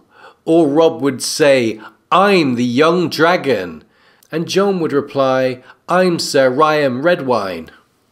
So, Jon as Aemon the Dragon Knight, Daeron's cousin in Kingsguard, who survived the treachery in Dorne and went on to serve under 3 more Targaryen kings, and Robb as the young dragon. An interesting comparison, we think, especially if Jon turns out to be Robb's cousin rather than his brother, and even more so if, as we discussed in our Jon episode, Jon's Targaryen name happens to be Aemon. Yes, a nice crackpot. We did offer a few reasons as to why that could be the case. And anyway, getting back to Cat, as she watches her son prepare for battle, the passage brings to mind a strong reminder of Shakespeare's Henry V, who walked among his men the night before the great battle of Agincourt. If Robb was frightened, he gave no sign of it. Catelyn watched her son as he moved among the men, touching one on the shoulder, sharing a jest with another, helping a third to gentle an anxious horse.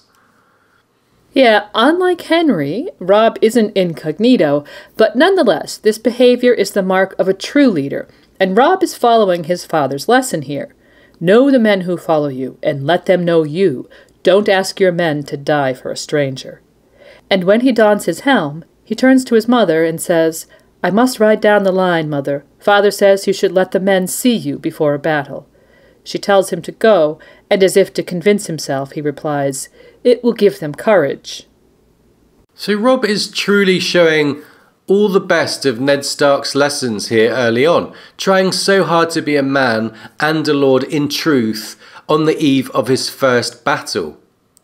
We're shown him taking command of battle plans with his uncle Brynden Tully, and his plans are actually spot on. The enemy falls into their trap, and when the battle is over, Robb returns to his mother's side victorious, followed by a group of men leading the captive Jaime Lannister. And certainly taking such a valuable captive must have seemed to both Robb and Cat to be an ace in the hole. It was exactly what they had discussed earlier as being a goal by which they hoped to achieve Ned's release. And it certainly would have worked had the unthinkable not happened in the meantime. Fate intervened in the form of Joffrey Baratheon, ironically the son of the man Robb now held captive. Ned was executed on the steps of the Sept of Baelor, and all hope of a negotiated peace between Stark and Lannister seemed to be snuffed out in an instant. Yet Tyrion remarked on the situation at his father's war council just days later, when hearing the reports of the Stark victories at Whispering Wood and the Battle of the Camps. Peace? Tyrion swirled his wine thoughtfully, took a deep draught, and hurled his empty cup to the floor, where it shattered into 1,000 pieces. "There's your peace, Sir Harris. My sweet nephew broke it for good and all when he decided to ornament the Red Keep with Lord Eddard's head. You'll have an easier time drinking wine from that cup than you will convincing Robb Stark to make peace now. He's winning. Or hadn't you noticed?" And that's the state of affairs when Robb and Cat arrive at Riverrun after lifting the siege and freeing Edmure from his captivity. And while Catelyn's immediate concern is for her dying father, Robb is focused on the news of the realm and the need to hold a war council. Word had arrived that Renly Baratheon had claimed his brother's crown, and that he was marshalling the forces of the Stormlands and the Reach in the south, with all the river lords that could be summoned in attendance with Robb, Edmure, and those northern lords who had accompanied Robb from the Twins. Cat describes the war council that went on into the night. And when the arguing coalesced into two opposing views on the matter of Renly's claim, Robb spoke, and it says, "It was the first time her son had spoken. Like his father, he knew how to listen." So, showing himself still to be a thoughtful and collected leader, just like his father, Robb declared that Renly's claim was not valid.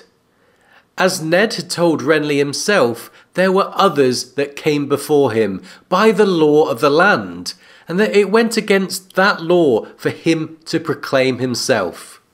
And when Robb admits that he's unsure of which claim is legitimate, that of Joffrey, who executed Ned, but is the eldest son of the last king, or Stannis, Robert's eldest brother, Catelyn steps into the breach and makes a passionate plea for peace.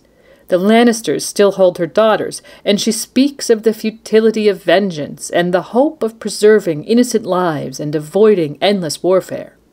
Yeah, it's a speech that ends with a moment of silence and almost possibility. But then the arguing starts again, and Cat realises that the cause is lost, that it will be war. And as she despairs for her daughters' lives, Great John Umber takes the stage and makes the declaration that would change the course of Robb Stark's arc forever. Declaring he would have no more of these southern kings, he laid his sword at Robb's feet and declared him king in the north. It's an absolutely iconic moment in this story. So we've prepared a reading of the entire scene before we head into our next segment, which will be a broad-ranging consideration of the history of the North, House Stark and Winterfell, along with numerous speculations provoked by the details of that history. My lords, here is what I say to these two kings. Renly Baratheon is nothing to me, nor Stannis neither. Why should they rule over me and mine from some flowery seat in Highgarden or Dorne? What do they know of the Wall, or the Wolfswood, or the Barrows of the First Men? Even their gods are wrong. The others take the Lannisters too. I've had a belly full of them. Why shouldn't we rule ourselves again? It was the dragons we married, and the dragons are all dead. There, sits the only king I mean to bow my knee to, my lords. The king in the north. And he knelt and laid his sword at Robb's feet. I'll have peace on those terms. They can keep their red castle and their iron chair as well. The king in the north.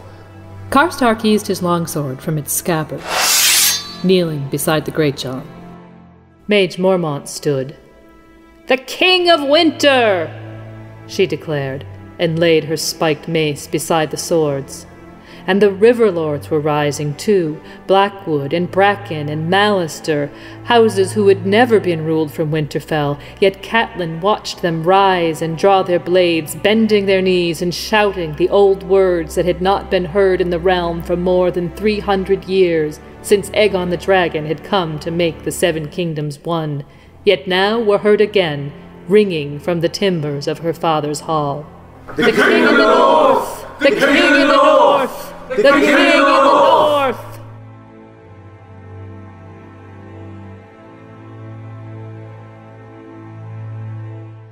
Okay, so right there, near the end of A Game of Thrones, Robb is declared King in the North. As his mother says, words that had not been heard in the realm for more than 300 years, since Aegon the Dragon had come to make the Seven Kingdoms one. And now we're going to take some time to review what we know of the history of the kings in the north and Winterfell. We'll also take this opportunity to explore some ideas we haven't been able to touch upon elsewhere, which may take a somewhat meandering course and at times seem only tangentially related to Robb, but we'll endeavor to show how Robb's family home and history may have an important impact on the plot going forward. And since we did talk briefly about the history of House Stark in our Ned episode, we'll try not to be too repetitive, but the revival of this ancient title for Robb in A Game of Thrones is just too important to pass over. So the World Book gives us the history of Westeros from the Dawn Age and the arrival of the First Men through the Age of Heroes, the Long Night and the arrival of the Andals, the Rhaenyra and the Valyrian Conquerors.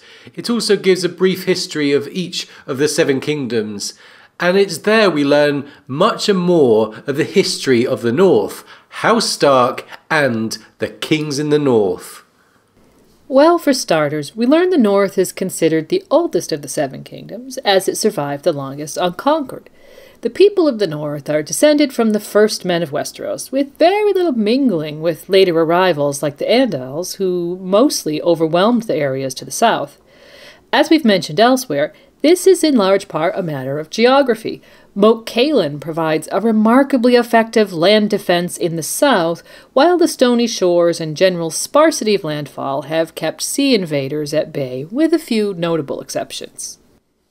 Yeah, the Ironborn have harried the west coast of the north for many generations, while to the east there were periodic thrusts by Andals and even at one point slavers from the steppe zones at White Harbour. But always the First Men were able to throw them back. And so the men of House Stark were able, over centuries, to consolidate the hold of their house over the north, as the so-called Kings of Winter subdued the Barrow Kings, the Red Kings of the Dreadfort, the Marsh Kings, the Mountain Clans, the Stoneborn of Skagos, and numerous other small lords and petty kings, possibly even including the Blackwoods of Raventree, who records indicate once ruled over the Wolfswood. And according to legend, the Starks even drove out the giants in the north and a skin changer named Gavin Greywolf and his kin, while chronicles found at the Night Fort tell of the Starks' war with the Warg King of Sea Dragon Point and his, quote, inhuman allies, the Children of the Forest. This is an interesting point because we're told that when the Warg King's last redoubt fell, his sons were put to the sword, along with his beasts and greenseers, whilst his daughters were taken as prizes by their conquerors. So a seemingly minor detail, but one that stands out if you've ever wondered just where the Stark children in A Song of Ice and Fire might have come by their mysterious connections to their direwolves. Historical Starks once married the daughters of a conquered foe known as the Warg King, who was allied with the children of the forest. And speaking of the children, they're mentioned again in the World Book in relation to another community, the Crannogmen of the Neck. It says, "Some say they are small in stature because they intermarried with the children of the forest, but more likely it results from inadequate nourishment." It goes on to say that they were rumored to speak with animals, quote, as the children are said to have done. And since we think the World Book is in part a clever vehicle for relaying important information about backstory, we wonder about the suggested intermarriage with the children of the forest. Because then we learn that the Crannogmen's conquered ruler, the last Marsh King, gave his daughter in marriage to King Rickard Stark, known as the Laughing Wolf. So, within a few short pages, the World Book gives us not one, but two examples of Starks marrying women from families with connections to the children of the forest, who were rumored to have curious relationships with animals, as wargs or greenseers, which are abilities that appear to be linked to each other and to the children. And we can't help but wonder if it was these marriages that may have contributed to the present-day Stark's warging abilities. In fact, this is what we'd put our money on. While fans had long speculated about connections with the children of the forest, in the World Book we seem to have been given actual evidence of this being at least a possibility. In any case, the larger picture is that in time, House Stark claimed dominion over all the lands north of the Neck and south of the Wall, eventually becoming known as the Kings in the North. The World Book tells us that Stark rule over at least parts of the North has persisted for 8,000 years. And the origins of that rule are traced back to the Age of Heroes and the legendary founder of House Stark, Brandon the Builder, himself a reputed descendant of the legendary High King of the First Men, Garth Greenhand.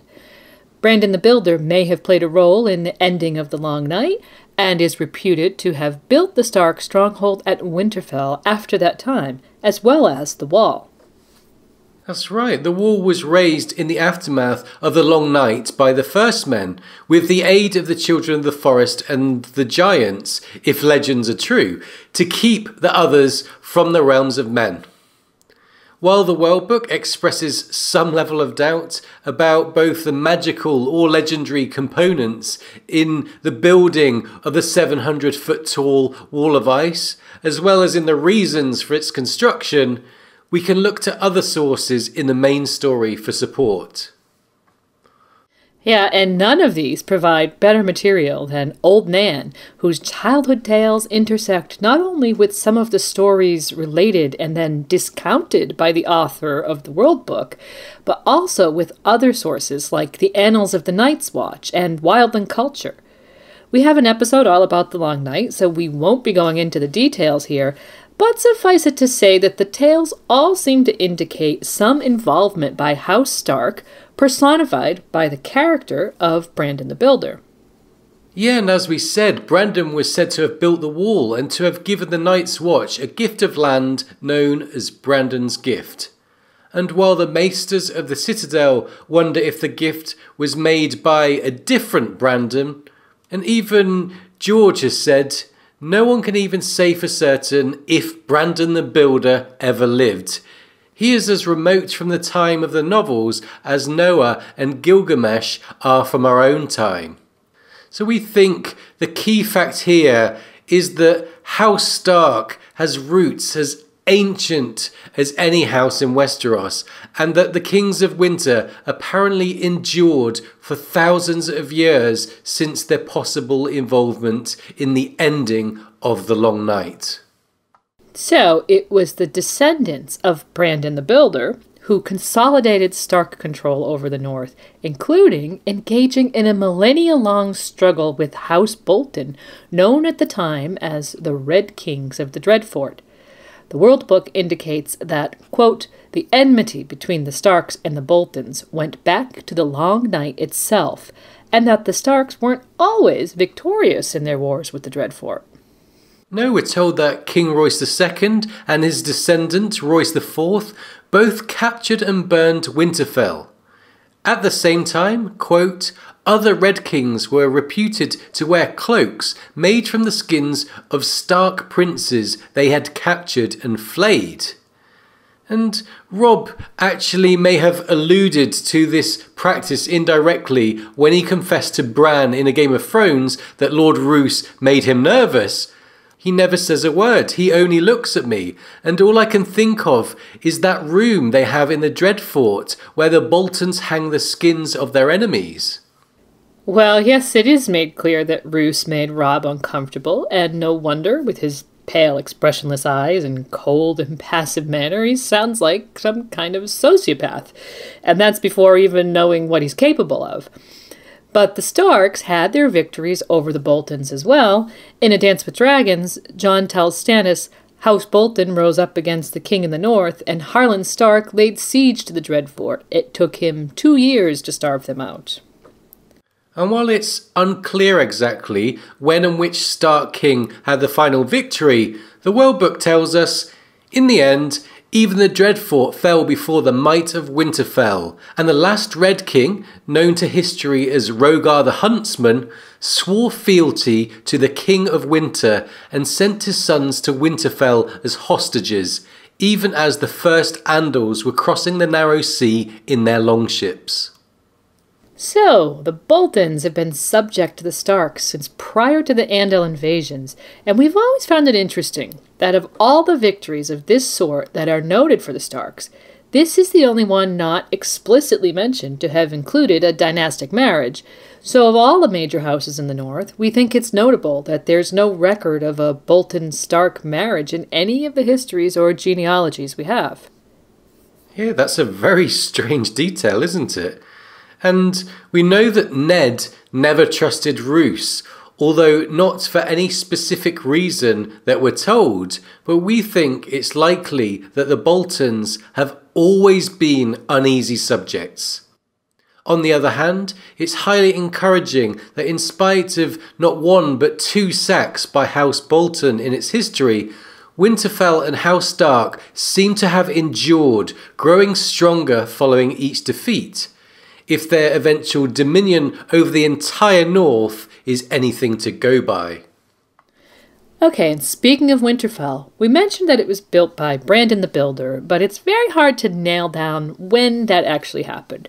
Various histories place its origins anywhere from the Dawn Age to the time following the end of the Long Night, but as that represents a potential 2,000-year span, we have to fall back upon George's statement about the legendary nature of Bran the Builder and admit that we can't really be sure he ever existed, much less that he accomplished all the feats of building with which he's been credited, from the Wall to Winterfell to Storm's End. Yeah, what we can do is describe the ancient nature of the castle itself. Sacked twice by the Boltons prior to Andal times, as we mentioned, the 100-foot high inner walls are estimated to be a mere 2,000 years old. Inside this fortification sprawl numerous buildings, including the first keep, quote, squat and round, covered with weather-worn gargoyles and reputed to be the oldest structure in the castle. While the World Book makes a claim that round towers could not have existed prior to the Andal invasion, as the early Andals raised square towers and only later progressed to round, this seems to be a bit out of place considering that Storm's End, also reputed to be built by Bran the Builder, and most certainly predating the Andal arrival, features a very prominent round drum tower. Yeah, so we think trying to limit the earliest date of construction by this analysis would probably be a mistake, and we'll stick with the World Book's observation that the architecture of Winterfell is an amalgam of many different eras, which seems to be demonstrably true no matter when the structures originated. And it seems to be a matter of record that the 80-foot-tall outer wall of the castle was built near the end of the reign of King Edric Snowbeard. It's implied that there may have been a heightened need for defense as Edric's century-long reign neared its end, and the outer wall certainly provided that. Yeah, the double ring would have been enormously effective in a siege or attack, as any attacker who succeeded in making it past the first defence would still have to contend with the moat and the defenders on the inner wall towering above them. Inside, Winterfell boasts an ancient godswood warmed by the hot springs, which are also used to warm the very walls of the castle itself, as Sansa explains to Peter Baelish in A Storm of Swords. Water from the hot springs is piped through the walls to warm them. Yeah, and the World Book points out the value those hot springs would have had for early settlers as both a source of water and warmth. And it's those very springs running beneath the foundations of Winterfell that have inspired some fascinating tales about the castle, connecting it with dragons. It's noted that the fires that heat the springs are the same as those that heat Dragonstone and were responsible for the 14 flames of Valyria, but the small folk of Winterfell have been known to claim that there is a sleeping dragon beneath the castle warming the waters with its breath. Yes, a sleeping dragon. What do you think of that? Well, perhaps that claim can be dismissed. Maybe the one that comes right before it should actually be considered, taking into account this kind of pattern of the World Book repeating stories that may have an actual factual basis and then dismissing them. And in this case, the plausible claim is Mushroom's testimony that, quote, "The dragon Vermax left a clutch of eggs somewhere in the depths of Winterfell's crypts, where the waters of the hot springs run close to the walls, while his rider treated with Cregan Stark at the start of the Dance of the Dragons." Okay, so Yandel dismisses this, not because Vermax wasn't at Winterfell, but because of Gildane's belief that Vermax was male, asserting that a maester called Anson had refuted Barth's belief that dragons could change sex at need. But Maester Aemon, himself a highly educated scholar and a Targaryen, told Sam in A Feast for Crows, "Dragons are neither male nor female. Barth saw the truth of that, but now one and now the other, as changeable as flame." Yes, so who do you trust more? Septon Barth and Maester Aemon, or Gildane and Yandel? Again, we wonder if this is a little tidbit strategically placed to pair with something from the main series and provide perhaps some important backstory. What the purpose of that could be is obviously up for debate and has spawned more than a few crackpot theories. We mention it because should it become relevant in the future, we expect it to be in tandem with another significant development in the current timeline, and that is the renaissance of the title King in the North at this very key time as Westeros could be facing a new long night. Yeah, if Jon Snow turns out to be both a Targaryen and Robb's heir, and he has a role to play in the coming war with the others, then the revival of an ancient title and the possible presence of dragon eggs in the Winterfell crypts could be very interesting indeed. And speaking of the crypts and Jon, we actually see quite a bit of them through his point of view, as he has recurring dreams of being in the crypts. Yeah, and in most of them, he's aware of a sense of not belonging, and the ancient kings of winter seem to be aware of him.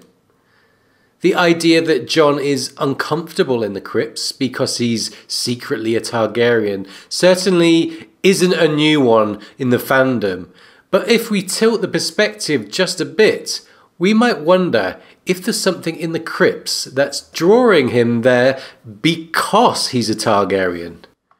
Yeah, if there is a hidden dragon egg or eggs in the crypts, imagine the irritation that might cause with the spirits of the ancient kings of winter, but also imagine the pull they might exert on someone who has Targaryen blood.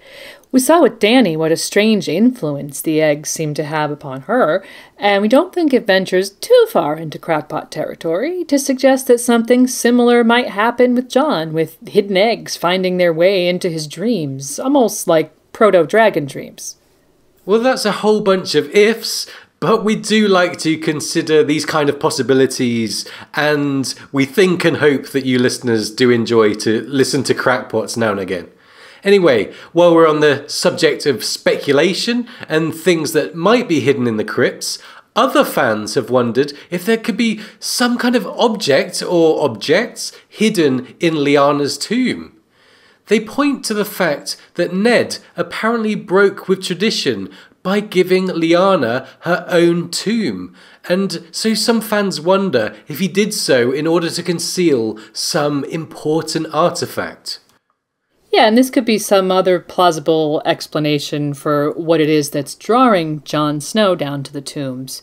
But many fans have wondered if Lyanna could be entombed in something like a Targaryen wedding cloak, and over at Reddit, Redditor Cantu speculated about Rhaegar's harp. We like that idea, but have actually posited a trio of items, as is seen in real life with royal regalia. Crown, scepter, and sword are traditional, but a sword doesn't really fit well with Rhaegar, since he doesn't really seem to have an ancestral sword to give. The harp, though, if Rhaegar had left it behind at the Tower of Joy, works very well as a substitute. Yeah, so well done to Cantus for that thought. Okay, and for the second object speculation, there's been focus on a dragon's egg, especially given the evidence of cradle eggs from Dunk and Egg. An egg standing in for the scepter is especially tantalizing when you consider that the scepter, or wand, is a symbol of sovereignty that at one time was associated with magic.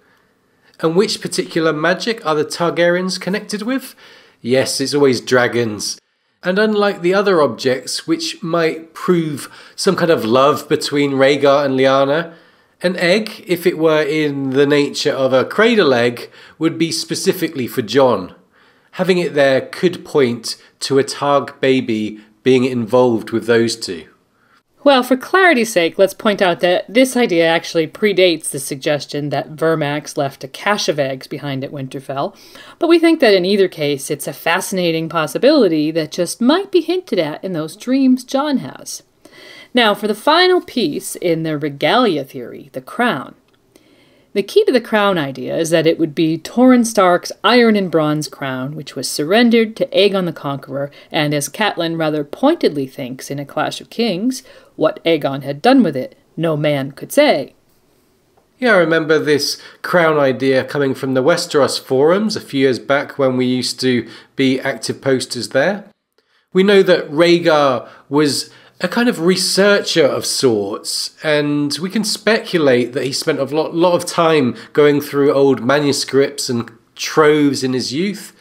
The theory is that he discovered the crown and returned it to Lyanna, a symbol that he was returning sovereignty to the Starks maybe, or something like that. But most definitely an object that screams Stark, yet could have only come from an admiring Targ. Well, it's definitely an interesting idea that ties together a few little details from the text. And now the final piece of this regalia idea relates to my being a fan of all things Arthurian. The speculative group of objects actually completes a trio of associations with Wales and King Arthur. The dragon and crown both appear on arms generally attributed to King Arthur, while both dragon and harp are closely associated with Wales and with the bardic tradition, and early Britons named the constellation Lyra Arthur's harp. Yeah, and since Lady Gwyn has argued that Jon is an Arthurian figure, not the only one in A Song of Ice and Fire, mind you, these connections really sealed the deal on how symbolically fantastic this particular trio would be. Of course, in and of themselves, none of these objects actually prove anything about Jon or his heritage outright, but as symbols, they could go some or even a long way towards corroborating information that might come from alternate sources. So we're looking at several streams of information coming together. Yeah, that's right. And that really might be as far as a confirmation or corroboration we ever get in the story. But you might be wondering how all of this relates to Robb. Well, if Jon is an Arthurian figure, Robb's story contains a lot of elements found in the tale of Bran the Blessed from the Welsh mythologies. Bran is intertwined with Arthur in the sense that both are legendary kings of Britain, whose legends overlap to a degree, and both end on a somewhat messianic note. Bran the Blessed's story includes a betrayal at a feast while away from home that sounds very much like the Red Wedding, and his severed head was reputed to have the power to protect Britain from invasion, while Arthur was a hero who died following a betrayal by his men, but was expected to come again at Britain's hour of need. Yeah, and while Robb's remains may never be placed in the Winterfell crypts, remember we've said that the revival of the title, King in the North, could prove highly significant with the upcoming threat from beyond the wall, while Robb's eventual choice of Jon Snow as his heir may be one of the wheels that move Jon's story towards his destiny, perhaps as the one who is reborn to save Westeros in its hour of need. That is a possibility. We also mentioned a kind of yin and yang connection between Robb and Jon earlier, and we think it's important to consider the two of them together in a lot of big picture ways. Okay, so now, keeping with the general discussion of the crypts, we get detailed descriptions of them from Jon in his dreams, from Theon in A Dance with Dragons, and from Bran in Game of Thrones and A Clash of Kings. And from those descriptions, we know that the dead of House Stark are represented there in long rows of stone figures with, quote, great stone direwolves curled round their feet, and that an iron longsword had been laid across the lap of each who had been Lord of Winterfell. And we're going to continue in the realm of speculation for just another moment to consider what those details mean. First of all, the dead kings and lords of Winterfell are each pictured in death with a stone direwolf at his feet. We've wondered how this tradition came to be, and going back to our comment earlier about the legendary Starks intermarrying with families who had known or rumoured connections with the children of the forest and possible links to skin changing, it occurs to us that these direwolves could be meant to represent the animal familiars of the early Starks.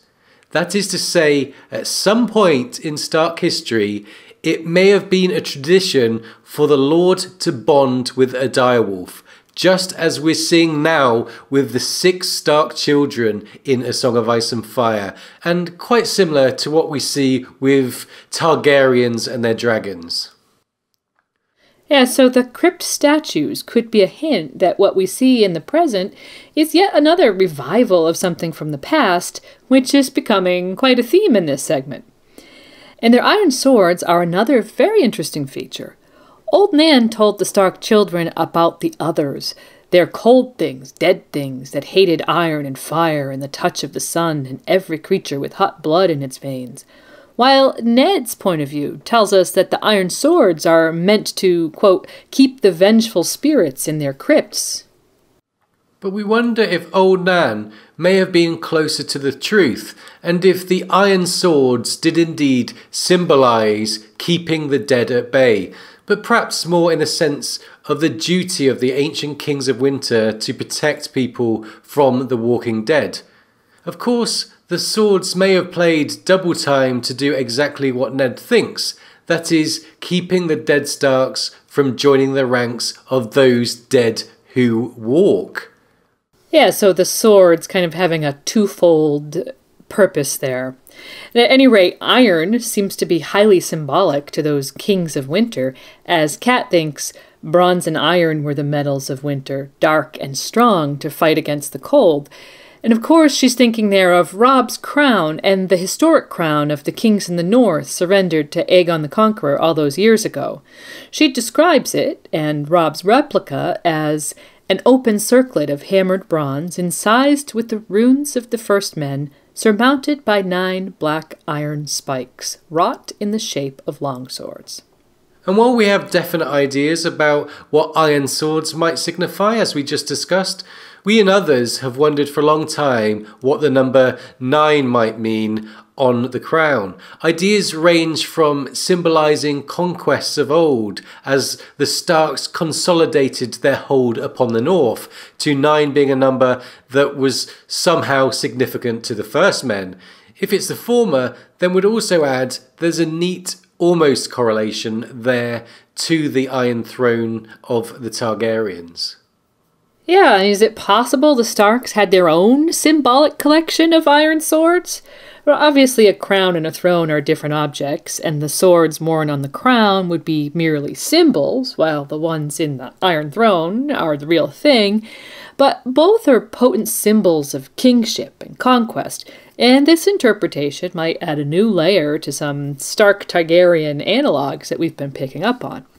And all of this brings us back to Robb, newly crowned king in the north, with a crown of bronze and iron, the second son of Winterfell, off fighting a war in the south in as many generations. As Kat would think when observing her son in her first POV chapter in Clash, her son's crown was fresh from the forge, and it seemed to Catelyn Stark that the weight of it pressed heavy on Robb's head. Extremely prescient words, we think, as we'll see when we continue Robb's story in our next episode. The ancient crown of the Kings of Winter had been lost 3 centuries ago, yielded up to Aegon the Conqueror when Torrhen Stark knelt in submission. What Aegon had done with it no man could say. Robb's crown looked much as the other was said to have looked in the tales told of the Stark kings of old.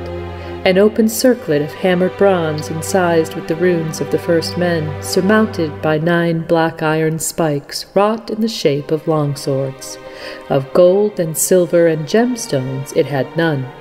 Bronze and iron were the metals of winter, dark and strong, to fight against the cold.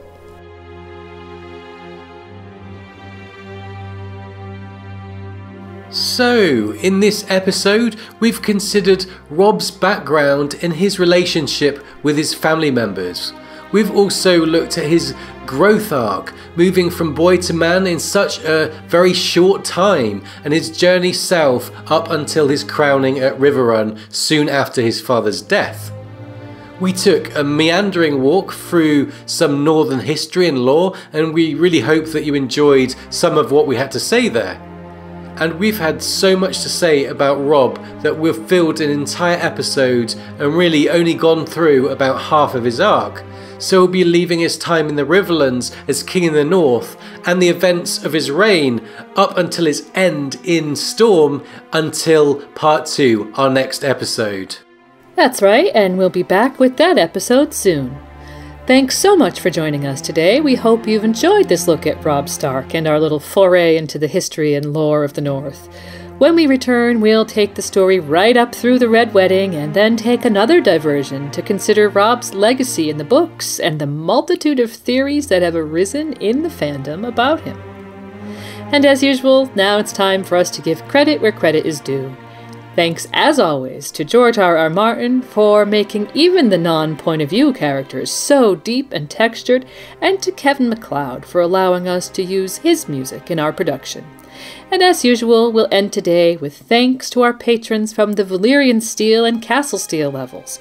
So, thanks to Vasily, Fatima, Alexis, Amber, Jessica, Kurt, Joe, Chris K, June, John H, Adam, Melitza, Cinder of the Citadel, Monica, Joy B, Ben H, Jax Cato, Corliss Valerian, Mary H of House Stark, Marja the Mage, Lady of the Frostfangs, Rusted Revolver, William James, The Red Woman, and Lady Direliz of Castle Knocky, the Alpha Patron.